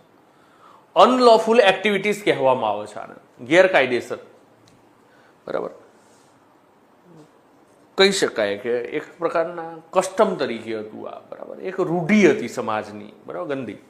તો ગુલામી અને વેઠ પ્રથા જે છે એને અનલોફુલ કસ્ટમ ઓર પ્રોસેસ ડિક્લેર કરી દેવામાં આવે છે ધારાની અંદર. અને બ્રિટિશ ઈસ્ટ ઇન્ડિયા કંપની જે છે એને નિર્દેશ આપવામાં આવે છે કે ભાઈ આ દૂષણોને સમાપ્ત કરવા માટેના પગલાં ભરવામાં આવે સૌથી પહેલાં, રાઈટ. તો ઘણા સુધારાવાદી પગલાઓ અહીંયા આગળ ભરાય છે. તો ટૂંકમાં ચાર્ટર એક્ટ 1833 જે છે એના મુખ્ય બિંદુ આપણા જે છે, મહત્વના બિંદુ જે છે પરીક્ષાની દ્રષ્ટિએ, કે ભાઈ વાણિજ્યિક અધિકારો સમાપ્ત કરી દેવામાં આવે. એટલે માત્ર હવે કંપની કેવી રહી? રાજકીય સંસ્થા બની રહી. રાજકીય સંસ્થા જ બની રહે છે. કંપનીનું કાર્ય માત્ર રાજકીય બની જાય છે. કેન્દ્ર સરકારની સ્થાપના કરવામાં આવે છે, ભારત સરકારની સ્થાપના કરાઈ, જેમાં ગવર્નર જનરલ ઓફ બંગાળને ગવર્નર જનરલ ઓફ ઇન્ડિયા નામ આપી દેવામાં આવે છે. એને સમગ્ર ભારતીય વિસ્તાર માટે કાયદા ઘડવાની સત્તા આપી દેવામાં આવે છે. મુંબઈ અને મદ્રાસની સંપૂર્ણપણે કાયદા ઘડવાની સત્તાઓ જે છે સમાપ્ત થઈ જાય છે. જેટલા પણ પ્રાંત છે એ પ્રાંતોના તમામ ગવર્નર જે છે ગવર્નર જનરલ ઓફ ઇન્ડિયાના હસ્તક થઈ જાય છે. સમગ્ર ભારતીય વિસ્તાર માટે કાયદા ઘડવાની સત્તા છે. એટલે પરિષદમાં એક કાયદા સભ્ય જે છે એ નવો ઉમેરી દેવામાં આવે છે. કેન્દ્રીય ધારાસભાના મૂળ રોપાય છે. અંગ્રેજી શિક્ષણ જે છે, બરાબર, એની ક્યાંક ને ક્યાંક ભારતમાં શરૂઆત થાય છે. સ્પર્ધાત્મક પરીક્ષાઓ અંગેનો પ્રયત્ન કરવામાં આવે છે. ભારતીયોને પણ ઉચ્ચ સિવિલ સેવકોના પદ ઉપર યોગ્યતા અનુસાર, લાયકાત અનુસાર સ્થાન આપવાની જોગવાઈ પણ બંને બોર્ડ ઓફ કંટ્રોલના વિરોધના કારણે નથી થઈ શકતું. ગુલામી, વેઠ પ્રથા, દૂષણ જે છે એને ગેરકાયદાકીય જાહેર કરવામાં આવે છે અને કંપનીને એ સમાપ્ત કરવા માટેના નિર્દેશ આપવામાં આવે છે. ત્યારબાદ ચાર્ટર એક્ટ 1853 જે અંતિમ ચાર્ટર એક્ટ છે આપણો, કે જે કંપનીના શાસનમાં હવે સંપૂર્ણપણે કંપનીને ક્યાંક ને ક્યાંક અધિકારોથી વંચિત કરે છે. 1853નો ચાર્ટર એક્ટ, બરાબર. પણ એની અંદર સ્પષ્ટતા એવી નથી કરાતી. સ્પષ્ટતા એવી કરાય છે કે ભાઈ ચાર્ટર 1853 મુજબ કે કેમ આવું થયું. તો ભારતીય લોકો જે છે ને એમણે આવેદનપત્રો આપ્યા હતા બ્રિટિશ પાર્લામેન્ટને, બરાબર. અને મેઇનલી બંગાળ પ્રાંત જે છે, મુંબઈ પ્રાંત જે છે, મદ્રાસ પ્રાંત જે છે, તો આ પ્રાંતની અંદરથી આવેદનપત્રો આપવામાં આવ્યા હતા. અને લોર્ડ ડેલહાઉસી જે છે, તો લોર્ડ ડેલહાઉસીએ પણ એનો રિપોર્ટ જે આપ્યો હતો, તો એ રિપોર્ટના આધાર ઉપર ચાર્ટર એક્ટ 1853 ઘડવામાં આવ્યો હતો. અને આ ચાર્ટર એક્ટની અંદર જોગવાઈ કરે છે બ્રિટિશ પાર્લામેન્ટ કે ભાઈ કંપની ભારતની અંદર હવે આવનારા 20 વર્ષ રહેશે એવું સ્પષ્ટ કરવામાં નથી આવ્યું. કંપની બ્રિટિશ પાર્લામેન્ટ જે છે એ સંસદની મરજી સુધી ભારતની અંદર પોતાના રાજકીય અધિકારો જે છે એ ઉપયોગ કરશે અને ભારતની રાજ્ય વ્યવસ્થા જે છે એને સંચાલિત કરશે. અર્થાત એ કે ભાઈ ગમે ત્યારે કંપની ભારતની અંદરથી જતી રહેશે, ભારતની અંદરથી કંપની જે છે વાઇન્ડ અપ થઈ જશે ગમે ત્યારે. એવો ચોખ્ખો નિર્દેશ હતો આ ધારાની અંદર, બરાબર. અને બીજી એક મહત્વની જોગવાઈ આપણા માટે એ જોવા મળે, શાસન વ્યવસ્થા બદલાવાની તૈયારી દેખાય છે અહીંયા આગળ, કે હવે શાસન વ્યવસ્થા કંઈક બદલાશે, કારણ કે કંપનીને એક્સટેન્ડ 20 વર્ષ માટે નથી કરા. સંસદની જ્યાં સુધી મરજી હશે, બ્રિટિશ પાર્લામેન્ટની જ્યાં સુધી મરજી હશે ત્યાં સુધી આ રહેશે. નંબર 2, બીજી મહત્વની બાબત એ હતી કે સિવિલ સેવકોની ભરતી માટે સ્પર્ધાત્મક પરીક્ષાઓ જે છે એની જે જોગવાઈ કરાઈ હતી એનું અમલીકરણ કરવામાં આવ્યું કે ભાઈ સિવિલ સેવકો માટે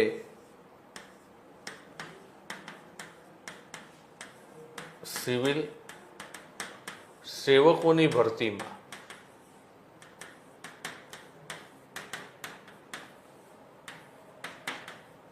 ભારતીયોને પણ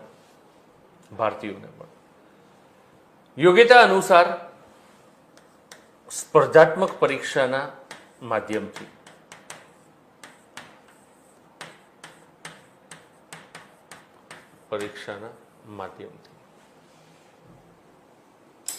નિમણૂક આપવામાં આવશે, એટલે કે પસંદગી પામેલા ઉમેદવારોને નિમણૂક આપવામાં આવશે, રાઈટ.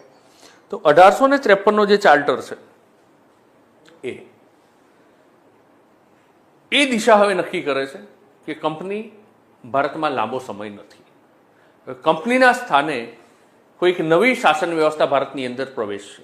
અને આપણે એક પૃષ્ઠભૂમિ મિત્રો તૈયાર કરી ચૂક્યા છીએ કે બ્રિટિશ સંસદે 1793ના ચાર્ટર બાદથી જે કાયદાના માધ્યમથી જોગવાઈઓ કરી એમાં એક સ્પષ્ટ ચિત્ર એ દેખાઈ આવે છે કે કંપનીના શાસનને અને વેપારને ધીમે ધીમે સમાપ્ત કરી ભારતમાંથી અને ભારતમાં સંપૂર્ણપણે બ્રિટિશ સંસદીય નિયંત્રણ સ્થાપિત કરી અને ભારતની શાસન વ્યવસ્થા બ્રિટનની સંસદને હસ્તક લેવા માટેની આ બધી કાયદાકીય જોગવાઈઓ આપણને જોવા મળી છે. અને સ્વાભાવિક છે કે એના માટે જ એણે શું કર્યું છે, તો અહીંયા આગળ 20 વર્ષના પરવાનો કંપનીને આપ્યો નથી. સંસદની મરજી સુધી એ શાસન વ્યવસ્થાને સંચાલિત કરશે. અર્થાત આવનારા સમયમાં નક્કી છે કે કંપનીના સ્થાને સંસદનું સીધું શાસન ભારતની અંદર સ્થપાય, બરાબર. બ્રિટિશ ત્યાજના નિયંત્રણવાળું સીધું શાસન ભારતની અંદર સ્થપાય. અને એમાં 1857નો જે સૈનિક વિદ્રોહ જે છે, સૈન્ય વિદ્રોહ જે છે, તો એ એક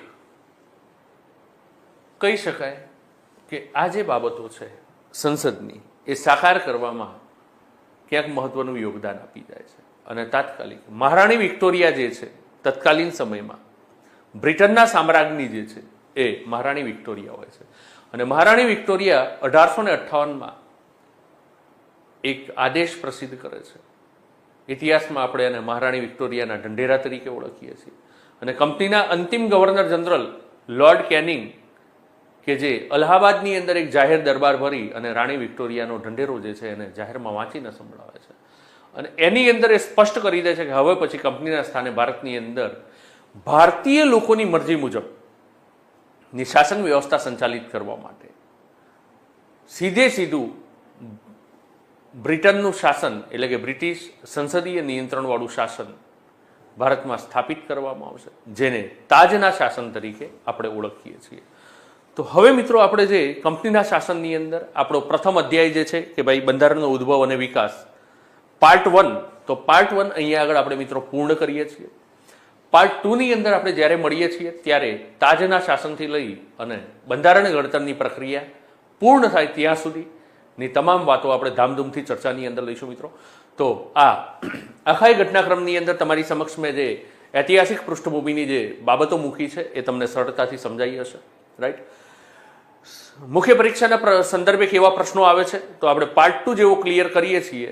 ત્યારબાદ મુખ્ય પરીક્ષાના સંદર્ભે 2-4 પ્રશ્નો હું તમને આપીશ જેની ઉપર તમારે આ સમજ્યા બાદ આન્સર રાઇટિંગ કરવાનું છે મિત્રો. બાકી પ્રિલિમની અંદર જે આવે છે એ તો આપણે અહીંયા આગળ ચર્ચાઓની અંદર લઈ લીધું છે. પત્તા સાથે કે ભાઈ મુખ્યની અંદર આ બધું કઈ રીતે કામ લાગશે તો એની પણ મેં ચર્ચા કરી છે. રહી વાત કેવા પ્રશ્ન આવે તો પાર્ટ 2 જેવું અહીંયા આગળ હું evolution and development of Indian constitution પૂર્ણ કરીશ, જેવો કે ઉદ્વિકાસ ભારતીય બંધારણનો ઉદ્ભવ અને વિકાસ જે છે એને પૂર્ણ કરીશ. એટલે તરત જ તમારી સમક્ષ 2-4 પ્રશ્નો આ ટોપિકમાંથી મૂકી દઈશ જે મુખ્ય પરીક્ષાના આદર્શ ઉત્તરલેખન માટે આપને કામ લાગશે. તો આશા રાખું છું મિત્રો કે આ પાર્ટ 1ની અંદર જે પણ કંઈ માહિતી આપી છે એ પરીક્ષાની અંદર આપને ખૂબ જ ઉપયોગી થશે. અને સાથે કે સરળ શૈલીની અંદર જે રજૂઆત કરી છે જે આપને ખૂબ સરળતાથી સમજાઈ ગઈ હશે. તો મળીશું પાર્ટ 2ની અંદર. ત્યાં સુધી મિત્રો જય હિન્દ, જય ભારત.